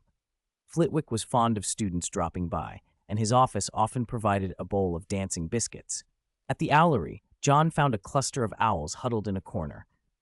Basil perched proudly on another bird's stand, while Tom snarled below, confident and belligerent. Opposite them, Hedwig fixed Basil with a cold stare. The two snowy owls squinted at each other like dueling champions. Suddenly, Hedwig struck, spreading her wide white wings and diving in a dramatic owl airplane swoop. Basil reacted a beat slower, countering with a gusty spin that sent feathers spiraling, an aerial clash that scattered snow-white fluff everywhere. Tom barked encouragement from below. John stepped forward, hands raised. Stop! Both birds froze mid-flap. Basil landed on John's shoulder with a triumphant squawk, huffing and posturing toward Hedwig. Hedwig answered with a defiant hoot, neither willing to back down, yet both finally restrained for the moment by John's steady command. Chapter 270. The owls in the owlery were cowering, feathers ruffled and beaks clamped shut. Clearly, they'd been on the receiving end of some colorful curses. John frowned. John, Cho Chang called as she arrived, holding 2 letters and a small package. Cho, he said, glancing at the flying feathers left in the air, I hope your owl's all right. Cho made a little sound of surprise. It happens. Owls fight. John hesitated, uncertain whether to name which owls had been brawling. He changed the subject. 10 minutes ago, I realized it's my mum's birthday, and I'm out of sweets. I need to order more. Cho waved her letters. Cedric's been so busy lately. Good for him, though. With her gentle temperament, Cho took Cedric's student council busyness in stride. John handed one envelope to Basil. Maybe Cedric would like something different, sweet and sour. Good idea. Cho thought chocolate might be getting dull for Cedric. Basil took the envelope and shot Hedwig a challenging look, as if to say, "I've got a job now. Move aside." Hedwig refused to be outdone. When Basil launched from its perch, the rest of the owlery gradually settled down. Tom, John's little companion, raced to his feet, and Cho called over a barn owl to carry her mother's gift and letter. She found another owl to send a note to the candy store and then started to leave. Harry appeared at that moment. Harry stopped dead when he saw Cho. He looked nervous, as if his breath had caught. "Hello," he mumbled, embarrassed. He was holding a letter of his own. Hedwig swooped down and landed on his shoulder. Noticing John beside him, Harry managed an awkward, "Hello, John." "Harry." John's eyes flicked to the letter in Harry's hand. Harry quickly withdrew it. "I'll be going," he said, and left the owlery, hedging out of the conversation. Cho gasped and hurried on. She had an appointment with Cedric. Harry watched her go, a little disappointed. He still liked her, but she was with Cedric now. Hedwig, impatient, pecked Harry on the hand. He yelped. The letter to Sirius shook in his grip. A bundle of newspapers arrived with the owls, the Daily Prophet and an American paper called the Horned Herald. John picked up the Prophet first. Headlines covered the ministry's push for educational reform and a re-evaluation of Azkaban. There were also pieces about the robust sales of Silver Hand products. The sequel, I'm Wielding a Great Sword at Hogwarts 2, had just released and was setting new records. Apparently, the plot had reached a major turning point. The international section mentioned an attack on the Plymouth community, but since the Prophet was domestic, the report was thin. John reached for the Horned Herald for details. The American paper offered a fuller account. A branch of the Silverhand Johnny store had been attacked by bandits, later identified as a group of dark wizards. The store's staff had fought back, and several of the attackers were killed. The American ministry interviewed the clerks and over a dozen wizards who claimed they were merely passing by. The testimonies were consistent. The American ministry warned business owners to prepare defensive measures and urged caution in how they responded to incidents. Reading on, the article made it clear no one was likely to blame Silverhand Johnny. The store had been the victim. The passing-by witnesses had likely been rounded up to avoid stirring extra trouble. And Aurors suspected something odd, but couldn't pursue it further. The report noted that the security team had captured a Death Eater named Antonin. Under Veritaserum, he confessed they had come to seize the coveted of series products. If Aurors could have those items, the Death Eaters wanted them too. But then, a figure named Johnson had intervened, overwhelming 5 attackers at once and smashing their plan. Antonin hadn't expected Nagini to ambush him. He was swiftly subdued. John set the paper down and noticed another snippet he had overlooked in the Prophet. Sturgis Podmore had illegally entered the ministry. "Isn't that the unlucky fellow from before?" he muttered. The article said Bodemore had broken into the ministry on August 31st and was now being tried by the Wisengamot. John smiled. "Looks like Dumbledore's going to be busy." Harry and his friends had seen the same reports. "Do you think he was working for the Order of the Phoenix?" Ron whispered. Harry remembered that Bodemore hadn't turned up on the day they'd been at the station. Moody had been furious then. That suggested Bode hadn't been sent by the Order. Then maybe they didn't expect him to be caught, Hermione offered. Ron leaned in, eyes wide. "Maybe it's a setup." Hermione shot him a look and lowered her voice. "Think about it. The Ministry has been denying you-know-who's return for so long. Maybe they want to push Dumbledore out." Harry felt a headache coming on just thinking about homework, especially Snape's assignments, which were both tedious and long. No wonder Fred and George had said they'd rather skip classes. The OWL load was getting worse. Still, Defense Against the Dark Arts had its bright spots. Professor Hilde was teaching practical wand work and quick spellcasting techniques, and even Umbridge's objections couldn't stop her. "At least Professor Hilde is a good teacher, right?" Hermione whispered. Harry nodded. Later, in the Great Hall, the trio gathered again. Hermione leaned in, whispering, "What do you think the Ministry is preparing for?" Ron, with a sausage half in his mouth, grumbled, Preparing for what? Don't you find it odd? Hermione said, eyes darting around. The Ministry suddenly interfering so much with Hogwarts education. Barty Crouch coming in to reform things. Wasn't that the plan? Ron said between bites. Hermione looked exasperated at his obliviousness. Harry spoke up quietly. Voldemort. What? Ron stared. Harry continued. Crouch knows Voldemort's back. He's training students to protect themselves. He glanced at Neville, hunched over a letter. Crouch dislikes Dumbledore's way of teaching. He wants his own army. An army? Ron leaned closer. So the Ministry wants to turn Hogwarts into an armory? Possibly, Harry said. Crouch is just unhappy with the curriculum. He resents Dumbledore's prestige. He wants the Ministry to have more influence. Hermione interjected. Well, if he's willing to fight you-know-who, that's something. But Crouch picked the wrong person to push, Ron muttered, thinking of Umbridge. Hermione asked, puzzled. Why wouldn't Crouch work with Dumbledore? Harry answered, he doesn't like Dumbledore's prestige. In his eyes, Dumbledore and you-know-who are no different. One a figure of white magic, the other a dark lord. Hermione shuddered. None of them believed Dumbledore would seek control, but Crouch's suspicion could have frightening consequences. I don't want to fight under Crouch's army, Ron said angrily. Hermione agreed. Whatever was brewing could be bad for them. While the trio argued about possibilities for Hogwarts, Umbridge's inspection quietly ramped up. Her presence became constant in classrooms. She would show up uninvited during Professor Flitwick's orchestra practice and produce a ruler with an air of officiousness. Snape felt a gaze on him from the back of the room during his lessons and found his usually barbed remarks clipped. Professor McGonagall, never fond of being dictated to in her own class, eventually argued with Umbridge. Couples were split up by Umbridge's passing. Students with distinctive dress were forced to conform. In short, anything that smacked of individuality drew her attention. Her need to control every small thing was stifling. John watched Tom pace in agitated little circles, clearly wanting to bite something to release tension. He'd meant to use Umbridge to chip away at Dumbledore's reputation, but the fallout had been far stronger than he'd expected. Complaints about Hogwarts piled up everywhere. Still, there weren't as many complaints about the Ministry. After all, the Ministry had sent another professor to the school as well. John sighed, unsettled by how quickly his plan had spiraled beyond his control. The whole castle was changing, and not necessarily for the better. Chapter 271. Professor Hild was being praised around Hogwarts for teaching things previous professors had never covered.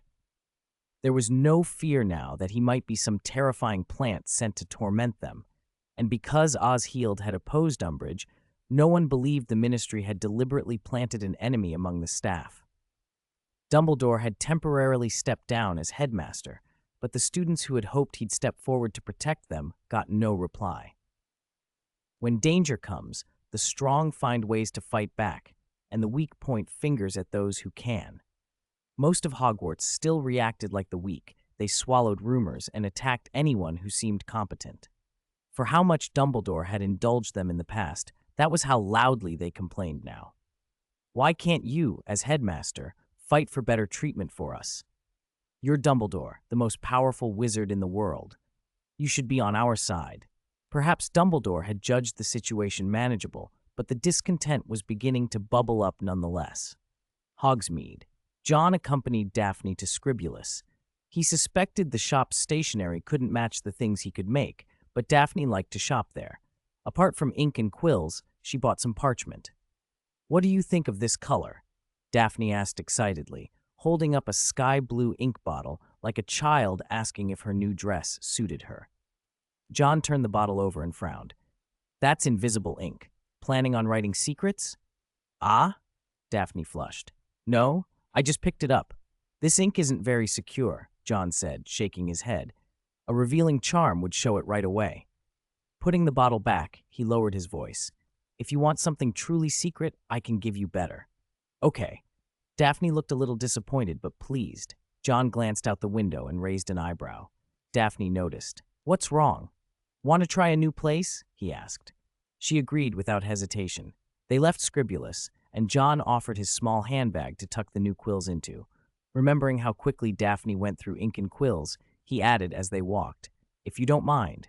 What? Daphne slipped closer and grabbed his sleeve. John smiled. I could make you a new quill. That would be wonderful. She lit up. But by the time they reached their destination, her smile faltered. Pushing open the door, they were hit by the sharp smell of goat. The Hog's Head was not a pretty place. Dust clung thickly to the windows, letting in only dim gray light. Rough wooden tables were lit by candle stubs and caked in grime.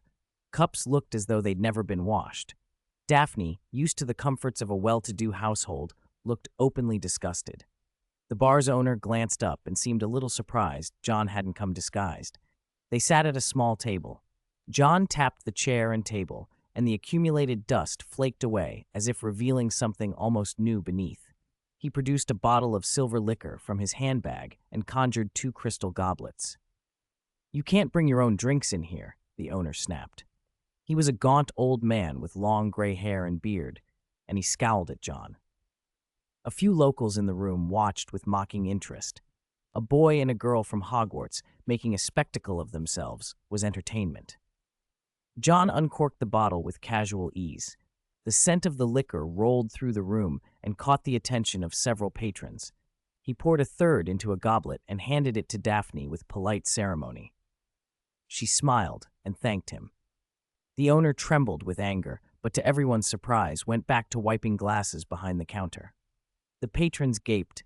The Hog's Head's proprietor had retreated to the bar, leaving the unlikely pair to sip their fine drink like exiled royalty. John had been watching the old man with keen interest. Dumbledore's brother, huh? He muttered under his breath. There was a family resemblance in the weathered face, subtle but unmistakable. Few people knew Dumbledore had a brother. It was strange to see a Dumbledore running such a shabby establishment, and John wondered what it meant. The Dumbledore family did not seem to lack for money. Why would a Dumbledore be running a neglected pub? Was Aberforth being willfully distant from his brother's affairs? John couldn't tell, and his curiosity stayed with him as he raised the goblet to his lips. At another table near the bar, a man wearing a white mask sighed and then got up and walked over. People in places like this were not as deferential as Hogwarts professors. Everyone watched as he approached. The masked man paused before sitting and asked belatedly, "May I sit here?" "You won't like my cup," John said with a half-smile. "Fine, clean it then." The man flicked his wand, and a cleaning charm left the goblet spotless. He picked up the silver liquor bottle on the table and muttered, "Why did you come like this?" John took the bottle back after pouring 2/3 into his own glass and chuckled. "Did you think my identity was still a secret?" The masked man's eyes widened.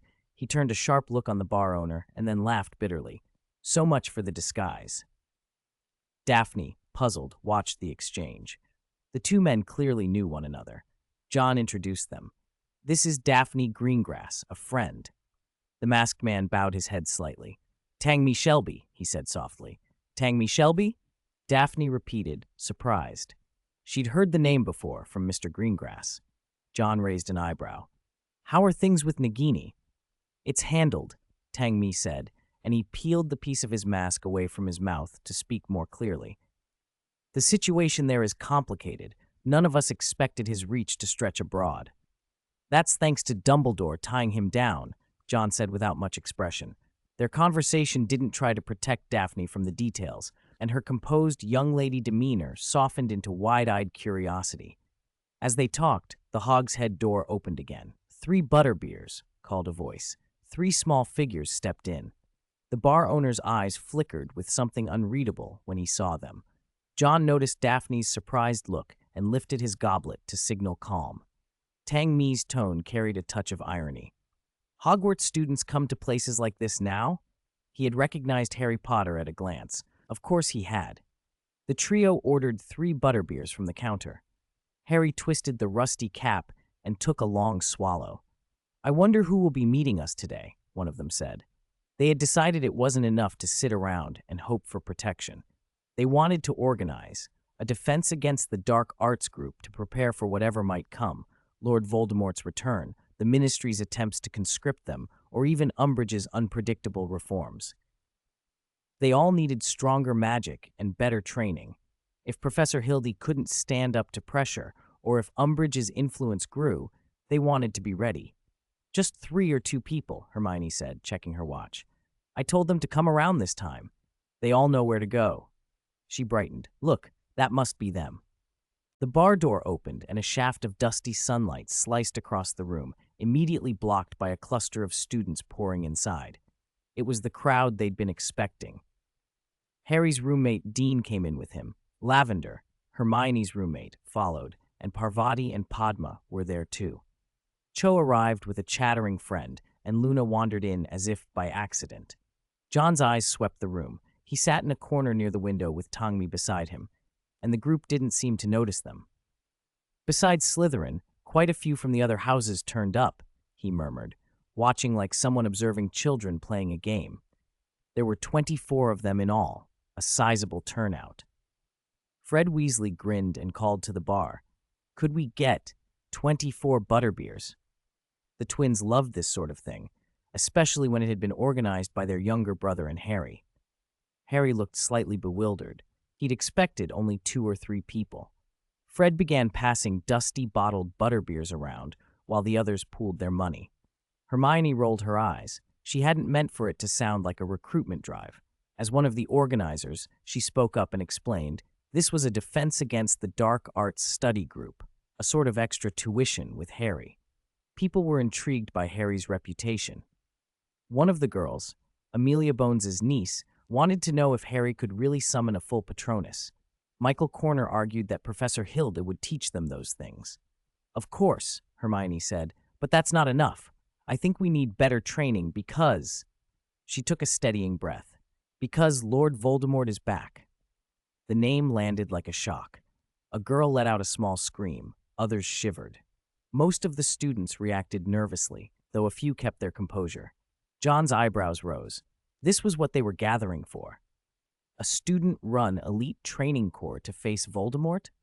Daphne, across from him, blinked as if to say she wondered if they were serious. Tangmi was quiet for a moment, then asked, Are Hogwarts students also brave now? Maybe the boy who lived gave them courage, John said with a faint smile. Tangmi didn't respond. He was grown up enough not to be impressed by slogans. John thought if he himself stormed in now, these youngsters would be in over their heads, too frightened or too raw to fight properly. There were always a few difficult voices in any crowd. Zacharias Smith started questioning whether Voldemort had truly returned. After all, the Ministry hadn't said anything, and he doubted Harry's ability to teach. Someone else pointed out Harry's past deeds, guarding the Philosopher's Stone, fighting the Basilisk, producing a Patronus, winning the Triwizard Tournament. Arguments and memories flew until their earlier unease faded and talk turned practical. Where to hold the training? When to meet. Finally, they all signed up and prepared to leave.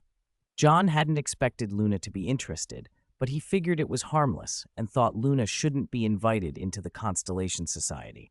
That was dangerous, and she wasn't suitable. As most of the students drifted away, John glanced at Tangmi. If there's nothing else, I should be going too. Tangmi coughed twice, handed John a small box with instructions to pass it on to Oz, and hurried off. John held the box, half amused. Who was really in charge here? He stood and turned to Daphne. Shall we go? Daphne nodded. Chapter 298, Educational Decree and the Stone. The trio, Harry, Hermione, and Ron, were still buzzing with excitement after the secret meeting. Such clandestine gatherings always stirred up their adventurous side. Harry's attention snapped to a pale masked man hurrying away from the bar. The face triggered something, and he went still. Hermione followed his look and fell silent too. Ron was the last to notice. He turned and shouted, John! John snapped his fingers and the crystal wine glass in his hand vanished. He glanced at the silver bottle on the table. There was still about a fifth left. Walked over to the man at the bar who was nursing a fire whiskey, set the bottle down, and said, It's on me. Daphne seemed a little tipsy, and she used the chance to hold John's hand. John offered a brief nod to the trio. Hermione, what a coincidence. Hermione's expression was blank for a beat. John, she recovered. I just ran into a friend. Didn't expect to find you all running a tutoring class here. John chuckled softly, not taking the defense against the dark arts training particularly seriously. That annoyed Harry, who asked sharply, You heard everything? If you mean the organization to fight Voldemort, John said, raising an eyebrow. I heard it. Clearly. You. Harry went quiet, stung. He could tell John thought of the whole thing as children playing at war. Ron demanded, You won't tell Umbridge, will you? John looked at him calmly. I'm not that bored. After a brief farewell, John took Daphne's hand and they left the Hogshead. Daphne flashed Ron a glare as they went. Once they were outside, Ron muttered angrily, He absolutely will. John wouldn't do that, Hermione protested. Who knows, Ron grumbled. He didn't appreciate John's air of superiority. Back at Hogwarts, John made a mental note to double-check the alcohol content of whatever Daphne had been drinking. Either it had been much stronger than she'd admitted, or she was unusually susceptible. He had the vague impression she wouldn't let go of his hand otherwise. He went to the room of requirement. He had promised Daphne a pen, and he didn't like breaking promises. Making a quill was nearly as involved as making a wand. John took a feather from Basil in exchange for a bag of dried fish, since Basil was notoriously demanding. Tom had suggested using dog hair, but obviously dog hair wasn't suitable for a quill. John hadn't been in the Gryffindor common room much this term. It was his first visit in weeks. He set down a storybook and began crafting the quill. I wonder how Neville and the others are doing, he mused as he worked. When the quill was finished, John prepared a small pot of secret ink, an ink that rendered words visible only to the writer and anyone the writer chose. He packaged the quill and ink in a small box to take to Daphne. On his way out, he passed the school notice board. A new, official-looking notice had been pinned up under a thick black heading, Hogwarts Investigators' Order. All student organizations, associations, teams, or clubs are hereby dissolved. An organization, association, team, or club is defined as any regular gathering of 3 or more students. Applications for re-establishment may be submitted to the investigator. No student organization, association, team, or club shall exist without the approval of the investigator. Violations will result in expulsion upon discovery. John read it and felt unsurprised. Umbridge was escalating. With Dumbledore away, she took every opportunity to seize control. Her reach was broad. She wanted to regulate everything at Hogwarts. He smiled privately at the thought that the Constellation Society counted under that decree. Fortunately, nobody knew where the Constellation Society actually met, and she wouldn't dare expel students without proof. The same notice had been posted in all 4 House Common rooms. In Slytherin, most of the students barely glanced at it. A few exchanged smirks. John walked into the common room and gave the quill to Daphne. Astoria, sitting beside her and frowning over why a supposedly weak drink had flushed her sister's cheeks, saw John hand over the gift. Her eyes widened like a galleon. Daphne's fingers closed around the box. Her heart fluttered. John shrugged lightly. Don't worry about that notice, he said. Chapter 273, The Strong and the Weak. When Malfoy saw the notice, he tore it down and ripped it to pieces. No one was surprised. This sort of thing had become routine. Pansy finally stepped out of the shadow of that compartment incident, casting envious looks at the gifts Daphne had received. She glanced across at the boys in Slytherin and decided she needed a boy who could make presents by hand. All she found were Crabbe and Goyle making silly faces. Annoyed, she stomped over and kicked them both. In the Great Hall, the special training class that had been gearing up to go all out froze. Umbridge's new order had caused too much of a coincidence. See, I told you, Ron muttered angrily. Told you what? Hermione snapped. It wasn't John. If it wasn't him, then who was it? Ron scoffed. Only he and Greengrass were there that day. Who else could it have been? Hermione's charm on the paper would have reacted if anyone signed it and then snitched, and nothing in the Great Hall had triggered it. When John walked in, he felt the hostile stares immediately and knew what was happening. What are you looking at, Weasley? Malfoy barked without ceremony. Ron's face flashed panicked for a moment. Then he steadied himself, remembering he was a prefect. Malfoy led his followers over and launched into a wild attack on Ron. Ron wanted to fight back, but he knew he didn't stand a chance against Malfoy in a brawl. Umbridge's notice had stirred the whole school, but Slytherin remained unaffected. She'd even swept the Quidditch team into her new club, reveling in the sense of control. Montague found John to ask about the Quidditch team. Just train as usual, John said with a wave, and Montague breathed easier. Malfoy lounged back on the sofa and crossed his legs. Don't we have to worry about that order? He asked. Only if she tries to expel all of Slytherin, John said with a chuckle. She wouldn't dare. Malfoy grinned. I'd like to see Potter and his friends' faces when we do nothing. Slytherin admired strength. In their eyes, Umbridge was weak, and if she thought she could make Slytherin bow with this kind of stunt, she'd badly miscalculated. Still, John walked into Umbridge's office, where her pudgy face wore a fake smile. Mr. Wick, she cooed in a sickly high voice. It seems you've been involved in a matter that violates Educational Decree number 24. She pushed a slender quill toward him with her stubby fingers and, in a sing-song voice, said, I need to remind you of the punishment for breaking an educational decree. I want you to write, I must not tell lies. She intended to use him as an example to establish her authority, humiliate the biggest student she could find, and cow Slytherin into obedience. John looked at her calmly, then idly twirled the long quill between his fingers. An interesting tool, he said. He had no intention of writing. Instead, he fixed Umbridge with a cool stare. Hogwarts has no precedent for punishing students with dark arts, he noted. What do you think the Ministry would say if they learned you were using dark magic to punish students? Umbridge giggled in her syrupy voice. I'm merely teaching disobedient students a lesson. Then let me give you a lesson, John said. He set the quill back on the desk and pushed it toward her. Copy it yourself. Otherwise, I won't mind having the Ministry look into your position. Umbridge smiled condescendingly and pushed the quill back. Child, the world outside isn't Hogwarts.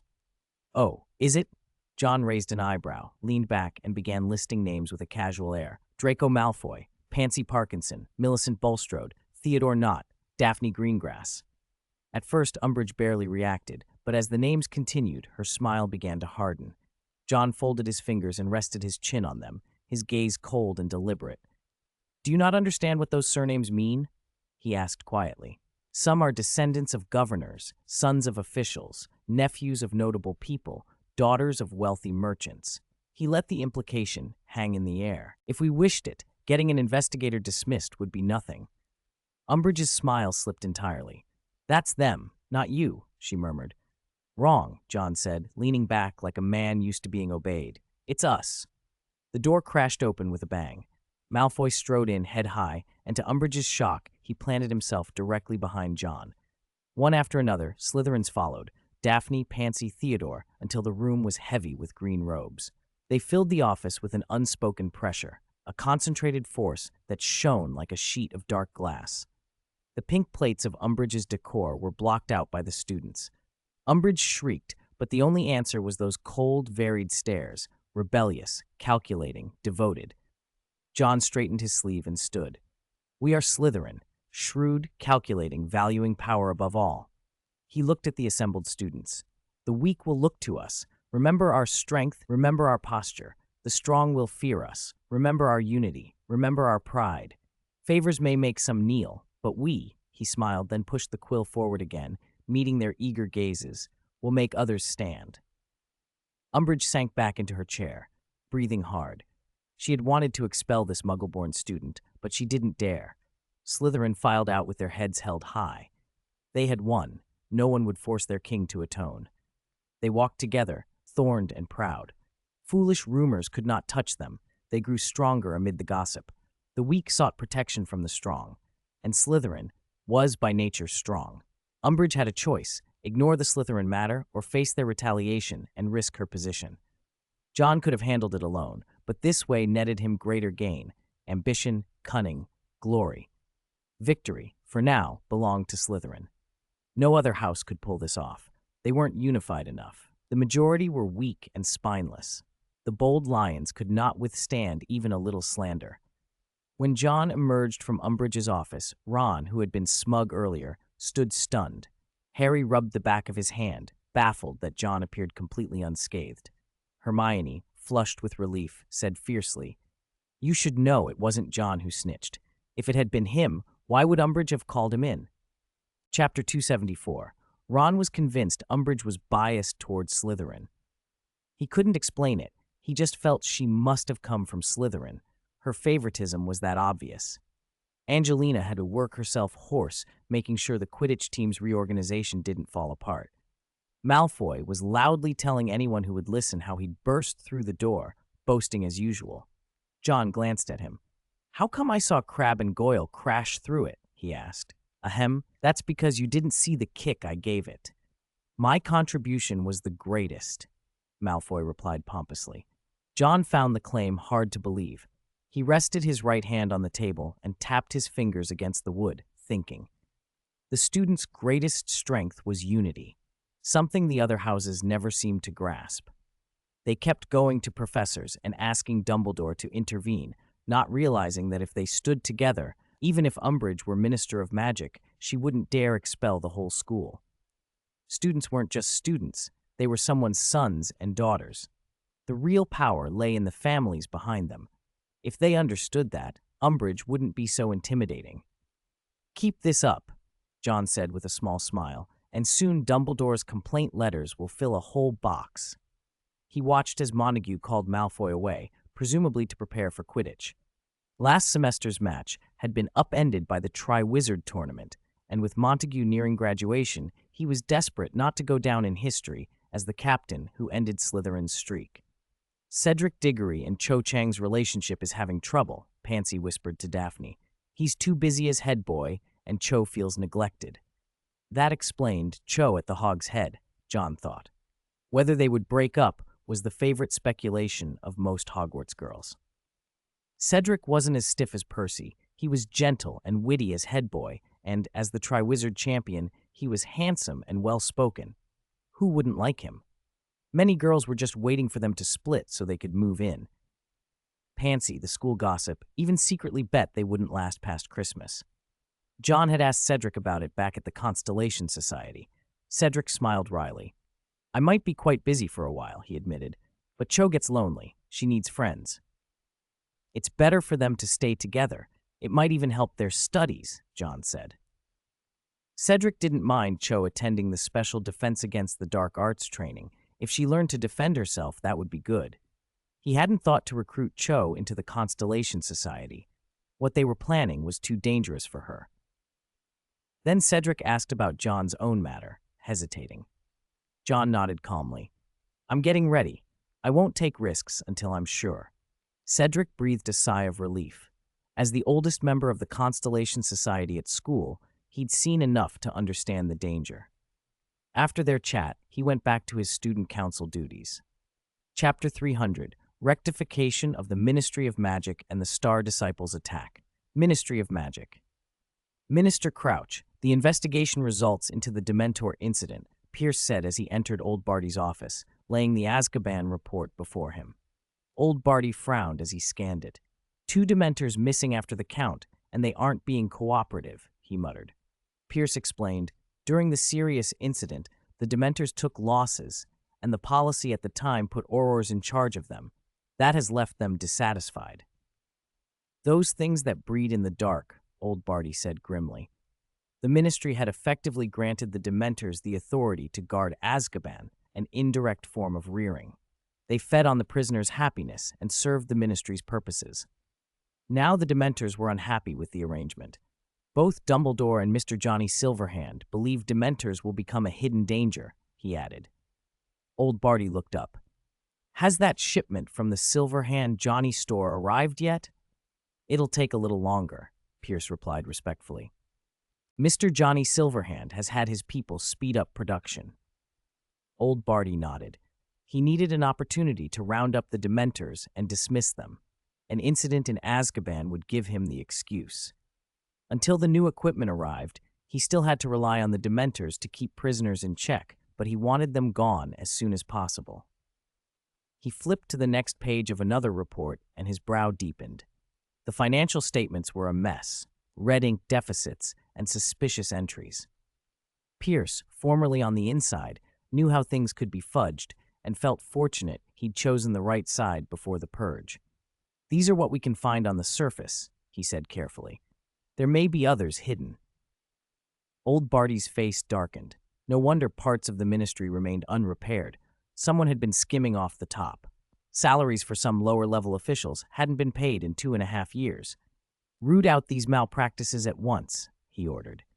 Pay the back wages and address the assessment problems for the Aurors and related departments. He had Pierce inspect the Auror office because they were the ministry's armed force and their readiness was vital. The assessments showed complacency in several ranks. Some Aurors, astonishingly, were weak on basic charms. Such carelessness in the armed forces was intolerable. Old Barty demanded a full rectification. All Aurors were to be reassessed and inventories checked for missing equipment. Orders went out, and the ministry began to change. Within a month, the rectification was well underway, with reassignments and structural adjustments. Pierce became head of the Auror office and took a seat on the Wizengamot. The educational reforms at Hogwarts and the ministry's internal cleanup proceeded in parallel. Umbridge had wanted to report her inspection results, but old Barty knew intervening now would entangle him in the mud, so he told her to handle it herself. Just as the ministry's reforms were being executed, a thornier issue surfaced in Pierce's office: the clash between the Star Disciples and the Death Eaters. The incident at Spinner's End was alarming. Death Eaters had attacked a branch of the Silverhand Johnny store. The Star Disciples had struck back. Explosions had shattered the quiet of the street. A taciturn, heavy-set man gripped a wand like a rolling pin in one hand and swung an iron hook on a chain with the other, snagging a fleeing man by the shoulder. The hook, imbued with dark magic, caused weakness and continuous bleeding where it touched. The man on the ground begged for mercy while the silent attacker watched, pulling a scrap of paper from his pocket and scanning it. "Not here.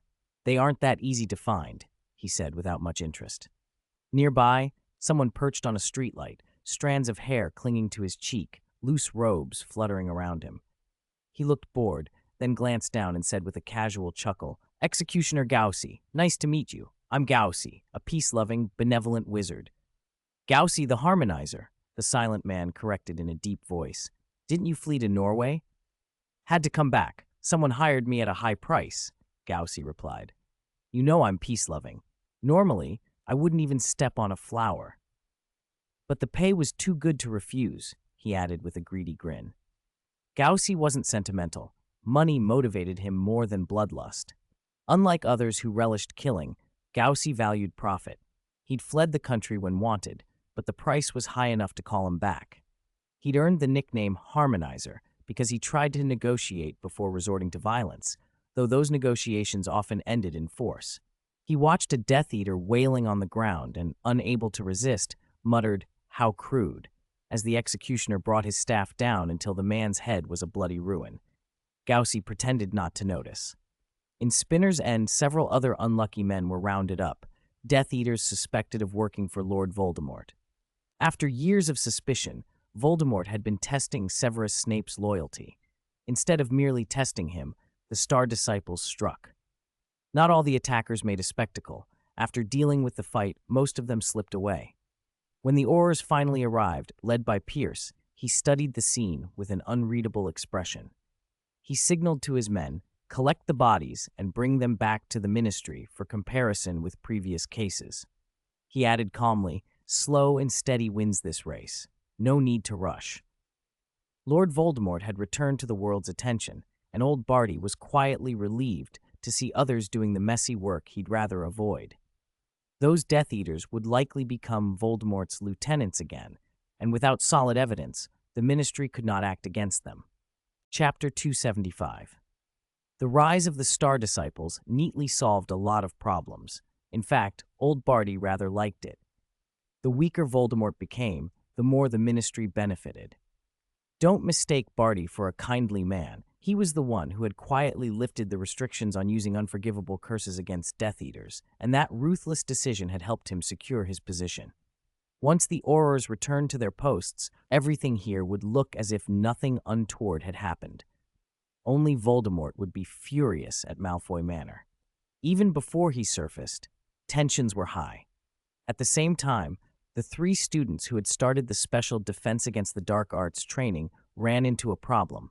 They needed a place to practice, and it had to be hidden enough that Professor Umbridge wouldn't find it.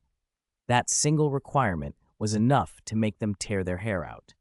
Hogwarts had many empty rooms, but none that met their needs, not unless they had something like the Constellation Society at their disposal. Thinking of that, Harry felt the weight of responsibility pressing down on him. As one of the initiators, he had to be the leader. Between this, Quidditch practice, and studying for his OWLs, the burden felt enormous. Chapter 301, Dumbledore's Army and the Constellation Society. Harry had a dream. He was walking down a windowless corridor. His footsteps echoed in the silence. A door loomed ahead, and his heart thumped faster. If only he could push it open and step inside. He reached out. His fingers were almost there. "Harry Potter, sir." He woke with a start. The common room candles had burned low and gone out. The fire in the hearth was nearly dead, and the room was dim. Someone moved nearby. "Who's there?" Harry sat up, alert. "Dobby brought your owl, sir." A high, eager voice. A small, frantic figure. Dobby, the free house elf who had come to work at Hogwarts, stood there piled under a tower of knitted hats. Hedwig, who had been under Professor Grubbly Plank's care after being injured delivering a reply, was perched calmly atop the hats. Harry blinked. He hadn't expected to see all those hats. Hermione had knitted them. He hadn't imagined Dobby would collect them all. "Dobby volunteered to bring Harry Potter's owl back," Dobby squeaked, pride shining through his usual shyness. "Professor Grubbly Plank says she's all better." Dobby bowed so low his nose nearly touched the scuffed carpet. Hedwig gave an irritated hoot and flew to the arm of Harry's chair. Harry stroked her and thanked Dobby, trying to shake the last images of his dream from his head. He glanced at the scarves and socks Dobby wore and hesitated. "You took all the clothes Hermione left here?" "Oh, no, sir," Dobby said happily. Dobby also took some for Winky. At the mention of Winky, the house elf who had turned to drink, Harry asked softly, "How is Winky?" "Winky is still drinking, sir," Dobby said sadly. The house elves had decided to stop cleaning Gryffindor Tower in protest. Hats and socks were hidden everywhere. "They say it's an insult," he whispered.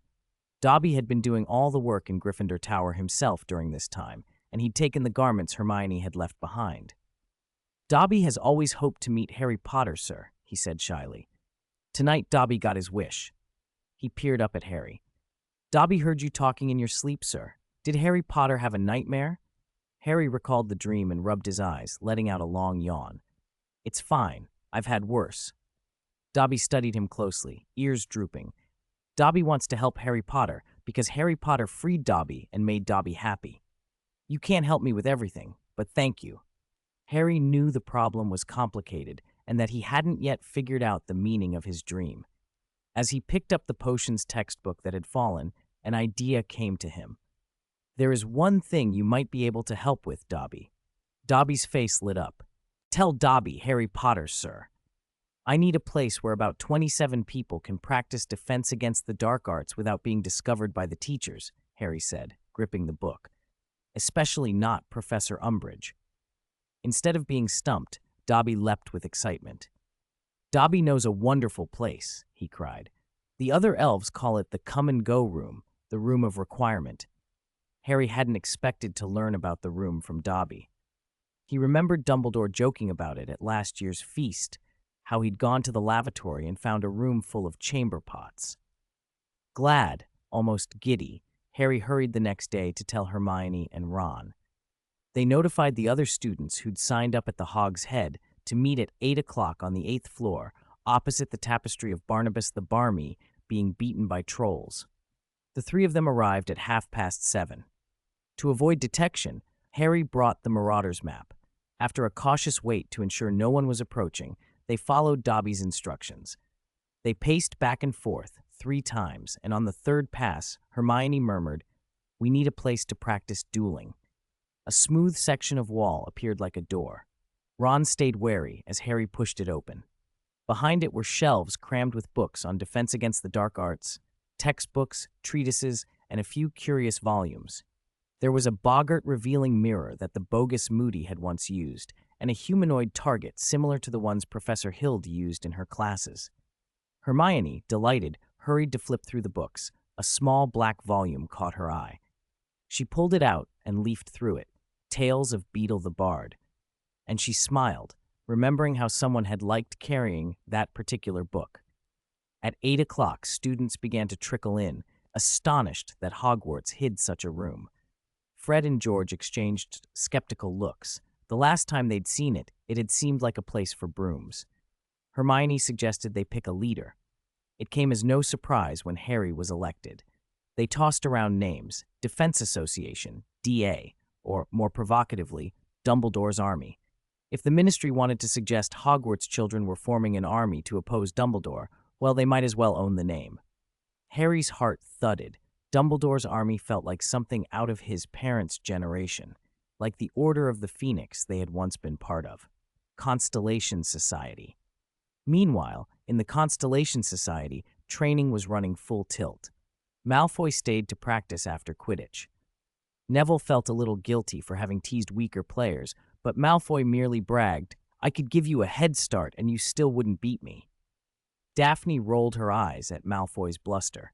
His only real talent was his mouth. John poured Malfoy a glass of juice to help him recover, though Malfoy kept grumbling as he drank. Everyone in the Constellation Society was working hard to get stronger. They trained through holidays and showed steady improvement. Daphne's spell work was becoming more precise, and Cedric's transfiguration looked solidly level 4. Neville and Malfoy, as the two stars of physical training, had developed bodies that would easily overpower most ordinary wizards. With the equipment John supplied, they might even hold their own against Aurors. The last time John had delivered a gift to Tang Mi, he'd overheard Oz and Professor McGonagall complaining that the fifth years couldn't even perform Expelliarmus properly. McGonagall was embarrassed. Their defense against the dark arts instruction had been poor. Lupin had taught well, but his lessons had focused on magical creatures and not on wizarding duels. Oz's classes had exposed other weaknesses. Calling Hogwarts education lax was generous. It had been negligently incomplete in many areas. John left after dropping off the gift. He'd heard enough and didn't want to disturb Oz. Rubbing his hands together in the Constellation Society room, Malfoy announced, "This time, I'm really going to humiliate Potter." Slytherin's opponent in the reopened Quidditch match would be Gryffindor. As reigning champions, Slytherin wanted to rub Potter's face in defeat. Malfoy fussed over his prized firebolt, making sure it was flawless before he took to the air. "Cedric," he sneered, "don't think you can boss me just because you're captain. On the pitch, you're no match for me." Cedric smiled wryly. He had skill, but there was no denying the equipment gap. If he had a firebolt, he might answer back with more confidence. John watched them and smiled, looking forward, in a way he couldn't quite explain, to how it would all play out. Chapter 302, The Black Lake and the Giant Squid. Malfoy was very busy now. Slytherin had shifted its style completely since their third year. Chapter 276. Of course, it was more a matter of style than anything else. With the introduction of high-intensity training, the Slytherin Quidditch team had become practically impervious to weather. Coupled with Snape's obvious favoritism, they occupied the Quidditch pitch for hours on end. The pitch, which had been turned into a maze last semester, had been restored to its original layout. Tonight, a steady downpour hammered the stands, lightning flashed, and the air crackled with electricity. Through it all, a streak of gold cut across the pitch. "Keep formation," Montague roared, rain sluicing into his mouth and making him cough. They were drilling a new tactical formation. Malfoy, goggles on, chased the golden snitch, constantly accelerating. His firebolt sliced through the rain. The heavy drops stung like lashes and forced little grunts from him. The snitch dove, and Malfoy dove after it. These dives were designed to decide things in an instant. He caught the snitch with his right hand while controlling the firebolt with his left, muscles taut as he skimmed low over the ground. He brought the broom to a stop less than a foot from the goalpost. As his body relaxed and his hair lay plastered to his face, he smiled. "Excellent, Draco. You got it," Montague called as they all landed. They had practiced that diving maneuver until it was brutal. Each attempt sent Malfoy rolling on the wet grass. On worse days, he'd been knocked out cold by the impact. Still, Slytherin cheered him on. Crabbe and Goyle had taken over the beater positions vacated by last year's graduates. Their size was perfect for the role, but being big wasn't enough. In Slytherin, strength was everything.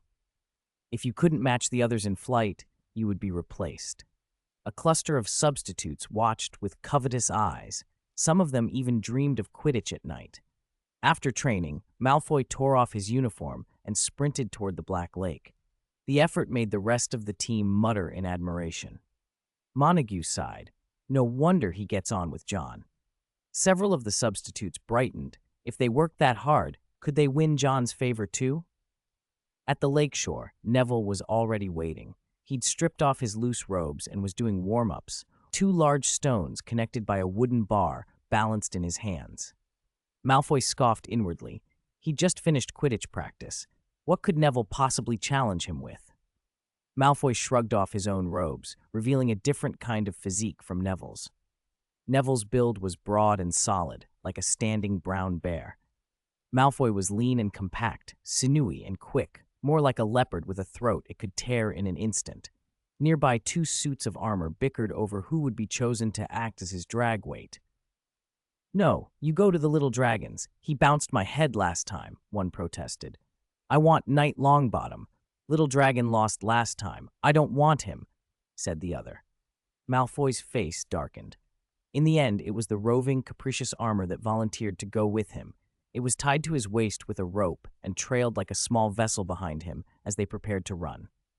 Just as they were about to set off, Neville asked, "Where's John? What's he doing?" Malfoy glanced toward the water. John had one hand pressed to the edge of the lake, muttering under his breath. Then suddenly he plunged in. Moments later, a dozen heads burst from the surface. Merpeople, Grindylows, and other denizens of the Black Lake, scrambling ashore in obvious alarm. John had slipped all the way to the bottom. He'd transfigured his lungs into dragon lungs.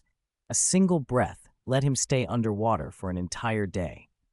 A curious Grindylow drifted close, intending mischief, but John was searching for something larger, the giant squid. "If it won't come out, I'll force it," he muttered, and an oppressive pressure radiated from him. The Grindylow froze, then fled in terror. The same force spread through the lake, creatures scattered from the depths. John reached down and grabbed a length of seaweed, then tried to speak to the lake itself, calling on elemental magic to reach the Black Lake spirit and summon the giant squid. He tried and tried, but there was no response. He felt his heart drop. It looked like he would have to find the creature on his own. He pointed his wand and cast a super sense spell. Everything within 100 meters of the lake flooded his awareness. He kept releasing small pulses of pressure to keep the local creatures away and used the super sense to sweep the dark bottom.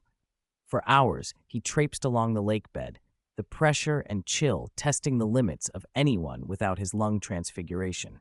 He slowly made his way toward the castle. In the Slytherin common room, there was a glass viewing panel that gave a clear window into the Black Lake. The subtle glow from the glass made the underwater scene look dreamlike, and the spot had become a favorite among Slytherin couples. An old joke went around. "Love her? Take her to see the merpeople." It had started as a prank. Merpeople aren't especially attractive, and the lake dwellers loved to bare their teeth and startle wide-eyed first-years. Tonight, some smug Slytherin seniors were set to enjoy the prank. Pansy sneered, "Poor taste," while Daphne tilted her head. Pansy, who just days ago had been one of the pranksters, cupped her face and feigned a lovesick expression. She waved at a third-year boy with a baby face and short hair when he waved back. Astoria whispered to Daphne, "Is she in love?" Daphne thought perhaps. Astoria added, "But I thought that boy has a Ravenclaw girlfriend." They both watched, but then a gasp cut through the chatter. The younger couple at the glass were frozen in astonishment. The quill fell from Astoria's hand and splattered ink across her parchment. The girl's face went white, as did the boy's. John was walking through the water. No bubblehead charm, no visible protection. He came to the glass and pressed his palm against it, and a clear voice filled the young couple's minds. "Have you seen the giant squid?" They stared at him with mouths agape, then fumbled out, "We just saw it run over that way," and pointed toward the lake. John nodded and strode off in that direction beneath the surface, leaving a room full of students blinking as if waking from a dream. It didn't take long for the story to spread and mutate. Some said John had merperson blood. Others claimed that anyone who saw John underwater would receive a blessing and be united with the person they loved. The glass viewing window became the hottest spot in Slytherin. Chapter 303, Talent and Effort. Later, by the Black Lake, Neville and Malfoy were not training for once. The two sat and watched the sun sink, the sky going from steel gray to a bruised purple. They stared at each other in a silence that felt like waiting. "Do you think, John?" Malfoy began, hesitating. He didn't finish. Neville looked at him for a long moment, then said quietly, "He won't. You will." "What are you talking about?" Malfoy snapped, anger flaring. Neville merely looked again at Malfoy's expression and repeated, "You really will." A cold shiver ran down Malfoy's spine, and he swallowed hard. He turned to glance at the path by the water and saw Daphne's face, her expression frosty and implacable. Malfoy forced a thin, bleak smile and rose to his feet. "Today, even if I die, I will still be Ma," he began, then yelped. Before he could finish, ropes looped around him, and he found himself hoisted upside down from a low tree branch. Daphne had been waiting at the lakeside for John to come up, and for anyone else who made the mistake of getting in her way. Chapter 277. Following the young couple's directions, John arrived at a place that looked like a Merperson village. The Black Lake spread wide and dark, with age-worn ruins visible beneath the surface. John had the uneasy impression that this had not always been a lake. Walking among the submerged wreckage, he finally found the giant squid. Its full body was rarely seen. Usually only thick, sinuous tentacles broke the surface. Larger than most dragons, the creature lay sprawled across a pile of collapsed ruins, its arms drifting slowly in the water as it slept. John felt the familiar urge to get closer and draw some of its blood, but he was underwater and knew that if the squid panicked, he might not survive. He approached cautiously and reached out with mind magic, trying to communicate. The moment his mind brushed a tentacle, a flood of images crashed into him. John's face went pale, and he forced out a surprised bubble. The giant squid startled awake, thinking he was a student who had fallen into the water. It wrapped a tentacle around him and began hauling him upward. John jabbed the tentacle with his wand, making the creature pause. Its great eyes blinked, puzzled. He stopped probing its thoughts and limited himself to mind magic only. "Put me down, big guy," he said. Slowly, the giant squid lowered him, twisting its tentacles to set him down gently. It was clearly confused, wondering if Hogwarts had started the Triwizard Tournament again. Why else would a student be in the lake? "I'm John Wick," he added, "Slytherin." The squid registered that he was a Slytherin, but communicating with it proved difficult. It was ancient, and its mind moved in ways John could barely follow. After several attempts, he had to stop. The effort was tiring. He sighed and asked the creature to set him ashore. When the enormous tentacle lifted him out, the three people on the shore gasped. "You're still here?" one of them cried. John saw Draco Malfoy hanging upside down nearby, odd sight, and Daphne watched as the tentacles slipped back beneath the water. "Are you all right?" she asked. John dried himself with a flick and waved off their concern. "I'm fine. I was just talking to the giant squid." "You can talk to a squid?" Malfoy asked, still dangling. "To be precise, I tried," John said. "This giant squid's lived for 1,000 years. It's very hard to reach. Communication is slow." He felt a twinge of regret. He had hoped to persuade the squid to let him draw some blood, but the creature didn't seem to understand. He would have to try again later. After Daphne helped Malfoy down, John left. Days passed. Quidditch had renewed the school's excitement. Umbridge's influence was still in evidence, but she couldn't stamp out the students' passion for the game. Since John had threatened her, she had been careful not to provoke Slytherin. She feared he might rally his house and their powerful connections to lodge complaints with the ministry.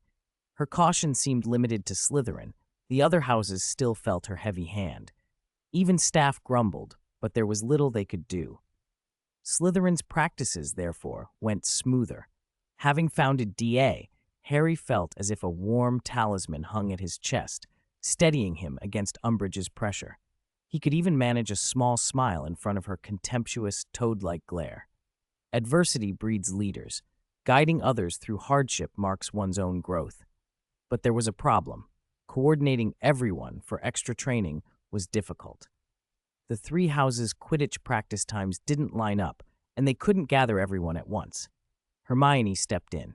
She'd created a small silver coin that looked like a galleon, something like a dark mark, only not carved into skin.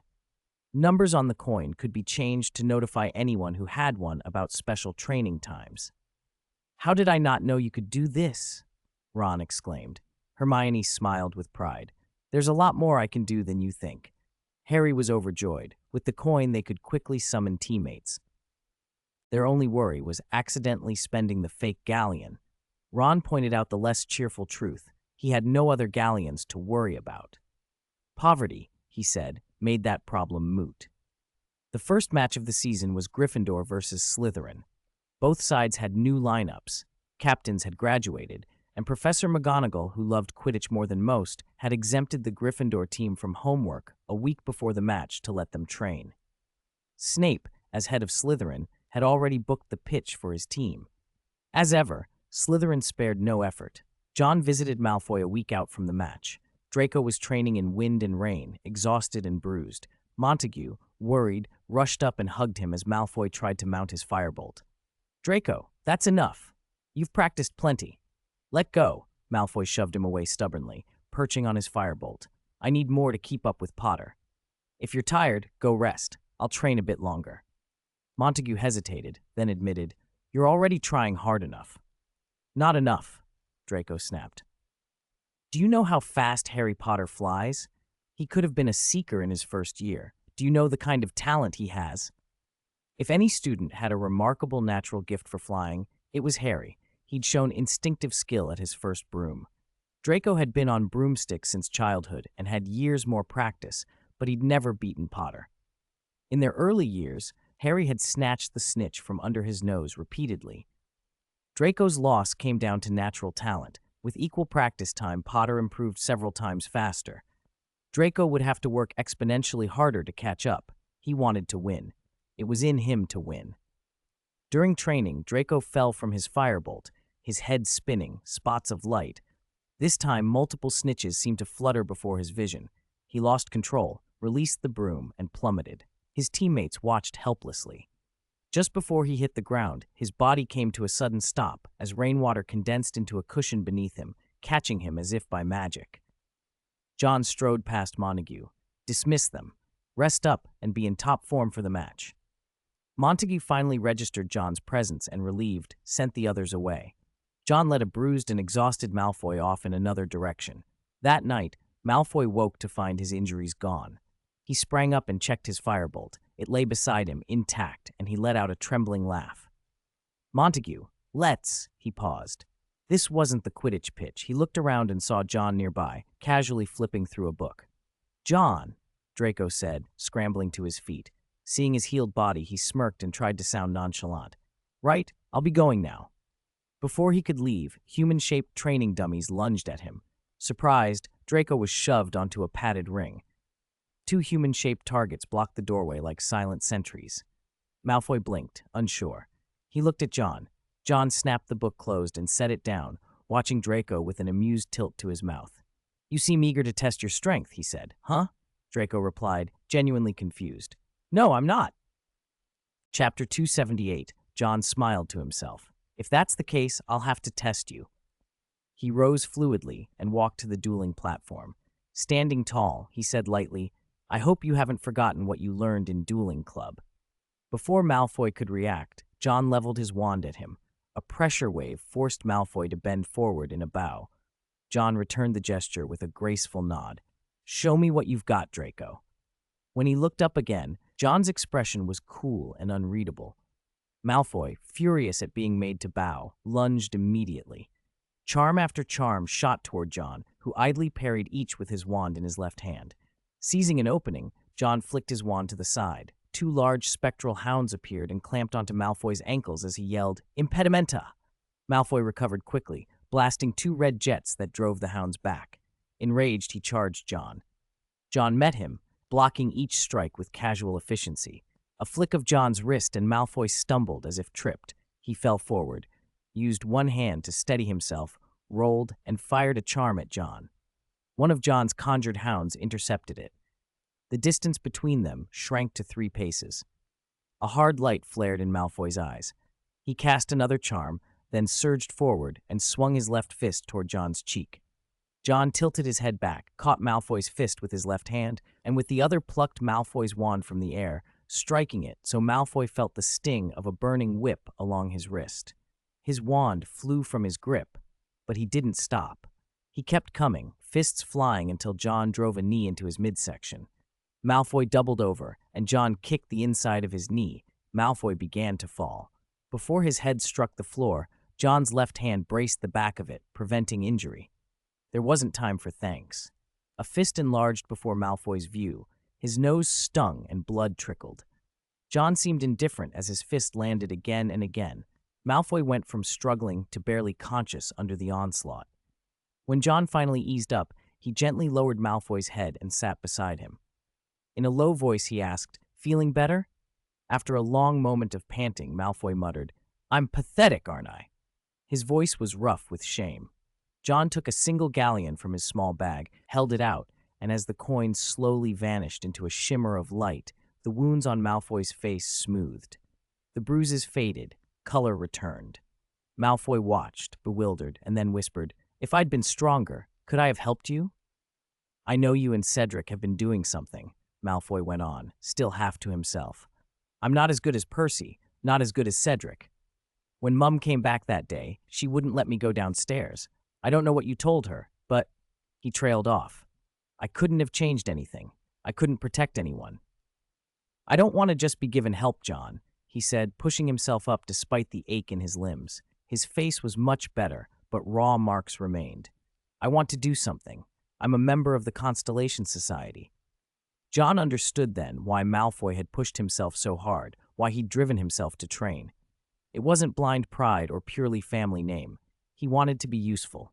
He wanted revenge. He wanted to be part of whatever plan John had, no matter the danger. "I'm not a coward, John," Malfoy roared. "I'm a fighter. I can charge into things too. Don't treat me like a child. I want revenge."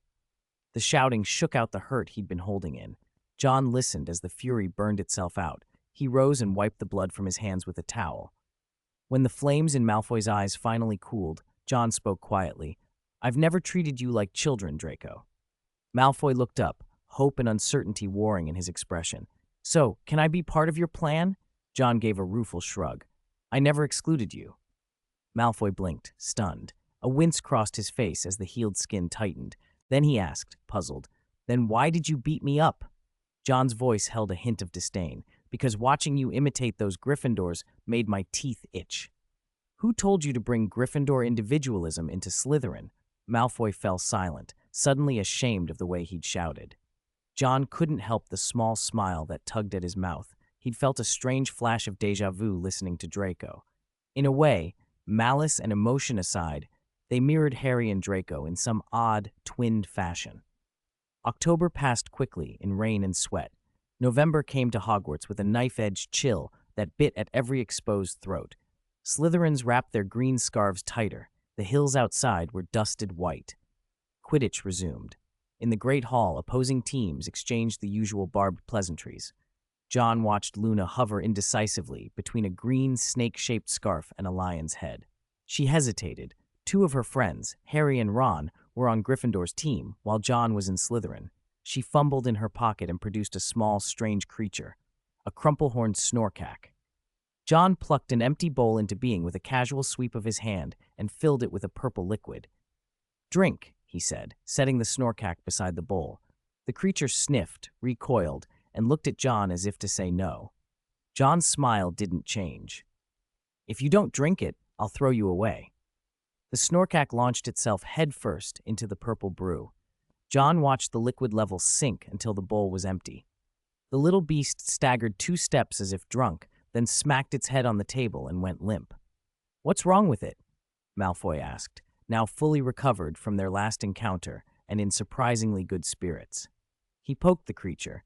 It yelped at the touch of its sharp horn and folded back in a huff. "Probably drunk on magic," John guessed. Malfoy looked dubious. He'd heard of being drunk, but drunk on magic sounded like a joke. John carried the snorkack over to Luna. She still couldn't decide. He chuckled. "If you choose for friends, pick Gryffindor. If you want to choose for victory, choose Slytherin." Luna paused, then placed the lion's head on her shoulders. She chose Gryffindor. John regretted his comment the instant it left his mouth. But then Luna, in her gentle, peculiar way, also draped the snake scarf around her neck. "This is for a friend," she said, touchingly sincere. John felt warmth at that and set the snorkack down with a smile. Chapter 305, Red Lion and Green Snake. It was the first time in a year the two houses met on the pitch, Slytherin versus Gryffindor, green against red, a rivalry that seemed written into the castle's stones. Montague led Slytherin out of the changing room. The roster had shifted since last season. There was a new captain and two new beaters. For the first time, Goyle and Crabbe were taking the bludger bats. From the stands, Harry tried to calm Ron. "They're nervous. They'll be scared. They might even fly wrong and hit their own team. With their brain power, they'll probably forget which goal is ours." The thoughts belonged to Gryffindor, but in truth, Goyle and Crabbe weren't paralyzed by fear. They felt honored. To represent Slytherin in a match like this was prestige. Malfoy, standing near them, kicked each on the behind as they passed and whispered hoarsely, "Aim for Potter's head, understood?" The two oafs nodded eagerly. Montague led them through warm-ups, a series of exercises Malfoy had picked up from the Muggle world. They called it a magical Muggle method for loosening up and reducing collision injuries later. Gryffindor came out next. Malfoy cast a withering look at Potter, then flicked his eyes to the new keeper, Ron Weasley. He made a mock throwing motion. Crabbe, catching the cue, pretended to dive and miss. Ron's face went from green to purple with fury. Harry nudged him. "Ignore them. We'll let the pitch show the truth." Nervous, Ron tried to steady himself. He'd never been confident in front of a crowd. He tried not to look at the Slytherins, but he couldn't help it. Across the field, the two big boys, Goyle and Crabbe, ruffled their shoulders like charging bulls and turned to grin at him in a way that said there would be no mercy. Ron turned his head so quickly it felt like something had cracked. For a moment, he forgot he was the keeper, though of course that didn't make the impact any less real. The Quidditch match, revived after a year away, had filled the whole pitch. Whistles, shouts, and songs layered over each other until the air thrummed like one enormous noisy stereo. Both teams lined up on either side of Madame Hooch. She looked as brisk as ever. Angelina and Montague shook hands. The two captains forced friendly smiles and squeezed each other's hands hard enough to show how much was at stake. The stands were tense. Harry noticed Professor Hilditch sitting beside Professor McGonagall. Lee Jordan was back on the commentary box, though he wasn't quite as flamboyant as usual. Ernie Macmillan kept glaring at his microphone, and Snape shot deathly looks from the stands. If Harry were Lee, he thought, he wouldn't be feeling very chatty either. Mount your brooms. Madame Hooch put the whistle to her lips and blew. 14 players rose as one, and the match was underway. "Remember to watch their scorers," Angelina shouted. Against a Slytherin side with noticeably better brooms and equipment, Gryffindor had to be on the defensive. Bludgers were everywhere. Harry and Malfoy climbed to the highest point of the pitch and scanned the air. Angelina got first control of the quaffle, but Crabbe sent a bludger at her and she fumbled. Montague snatched the loose quaffle and, with Warrington, began a razor-like passing play that split through Gryffindor's defense. A bludger grazed Montague's scalp, and he dodged so hard his broom nearly threw him off. A Gryffindor chaser seized the opening and grabbed the quaffle, only to be plowed into by Warrington and lose it again. Angelina lunged for it, but Montague, with the advantage of a superior broom, recovered it first. George Weasley fired a bludger toward Montague, but Goyle crashed in front of Montague and took the hit. Montague swept toward the goal, a solitary Ron standing in the way. His nimbus shot ahead of the others. He aimed and threw. Goal. Ron went 3 shades paler, and Montague raised his fist in triumph.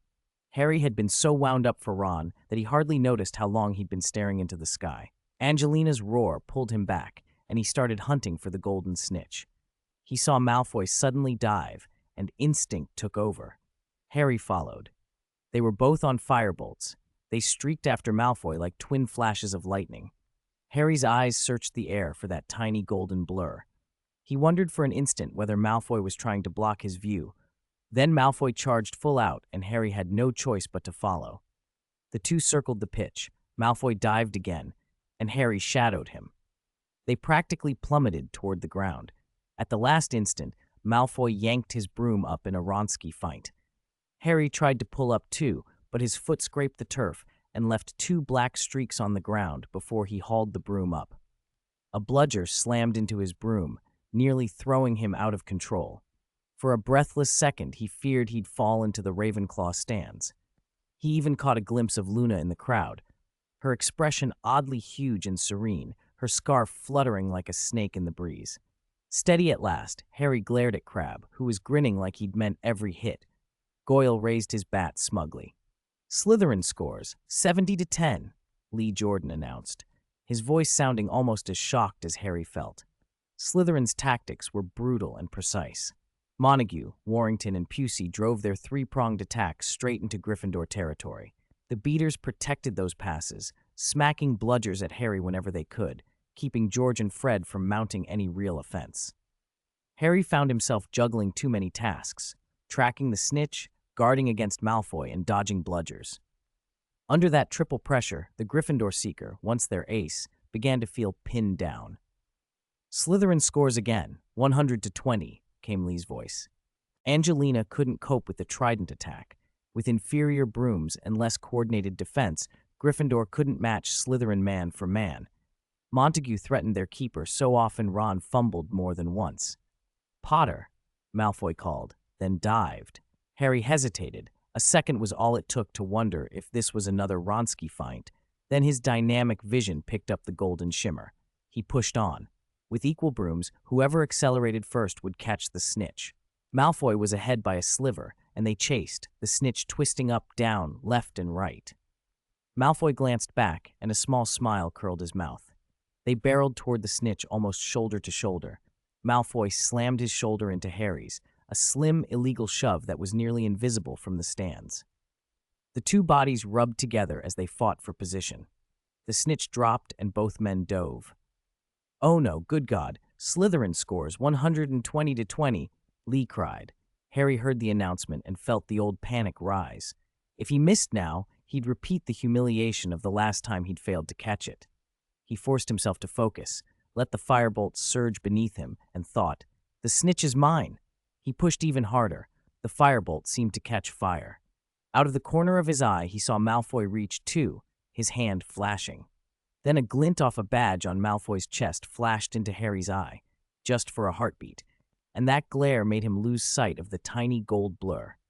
The two of them collided. When they hit the ground, the movement made the familiar V-shaped scratch across their shirts, the same awkward tumble, the same crash that always made the crowd gasp. Angelina yelled at her players, "Defend!" Defense was all that mattered now. Montague was jostled off his broom by a stray bludger, and the quaffle was intercepted. For a terrifying moment, everyone in the Gryffindor section felt the world tighten in their throats. The scoreboard read 130-20. If Harry could catch the snitch now, it would be enough to win. Madame Hooch blew her whistle and flew down to check on the two seekers.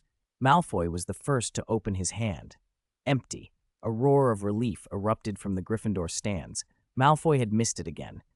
Harry pushed himself up, still dazed.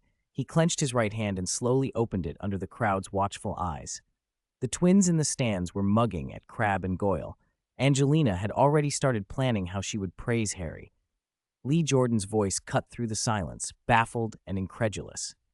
"Empty?" To everyone's shock, Harry's hand was empty too. That flash of light from Malfoy's badge had done it. Neither had held onto the snitch. It had slipped free the instant they collided. "The game isn't over yet," Lee shouted, belatedly reminding everyone. Both sides snapped back into focus. Angelina's heart plummeted. Montague, shaken but uninjured, climbed back onto his broom and rubbed his head as he took his position. Madame Hooch, satisfied both seekers were able to continue, restarted the match. The chase resumed in full force. Despite Angelina's desperate attempts at interception, Slytherin's superiority in broomwork and the coordinated trident kept widening the lead. Gryffindor fought, but the tide had turned against them. Near the end of the match, the snitch finally appeared again.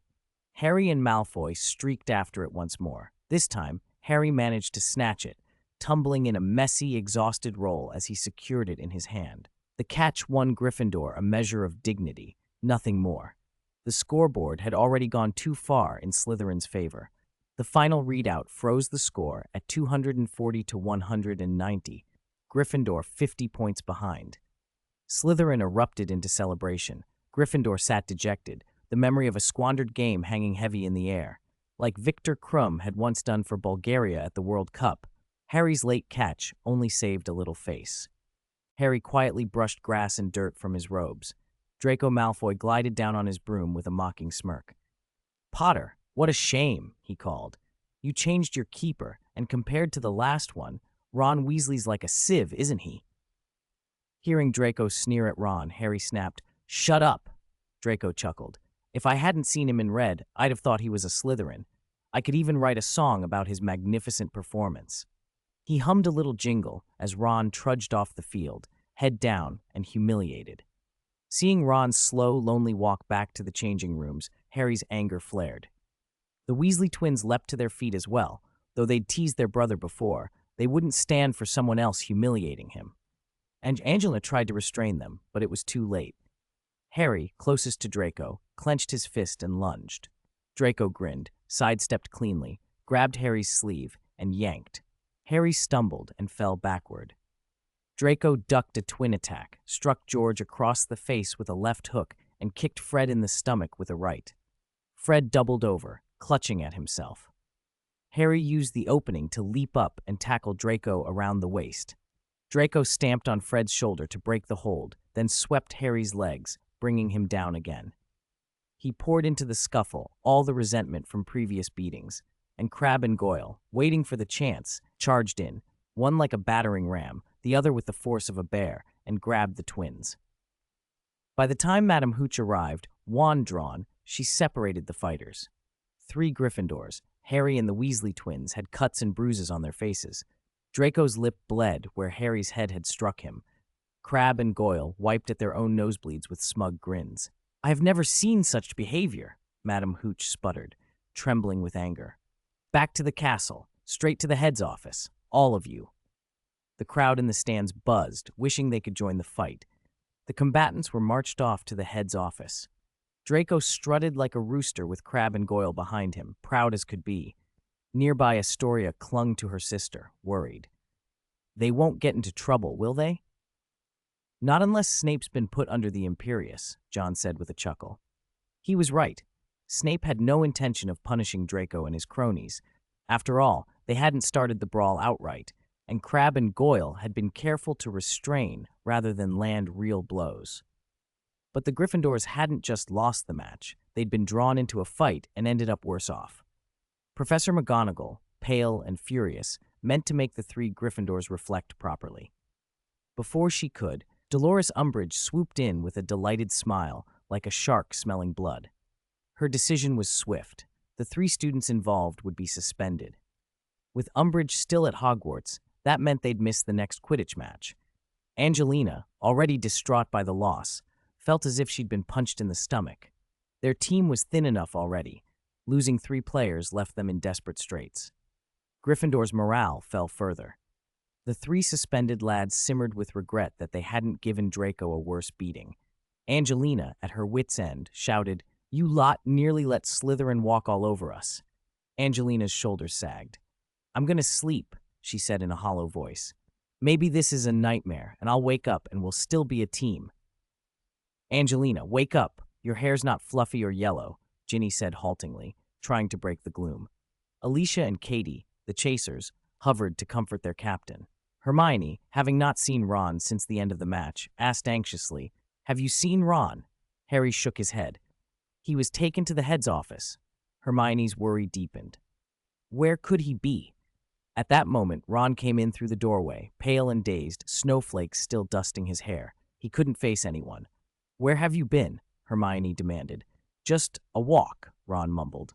He slumped onto the settee near the fireplace like a shipwrecked thing. "I'm sorry. I'm useless."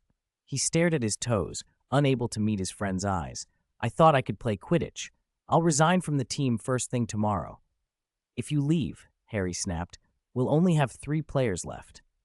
Ron went silent, as Hermione recounted the rest of the fieldside chaos. Neville, who had just come in, tried to be consoling.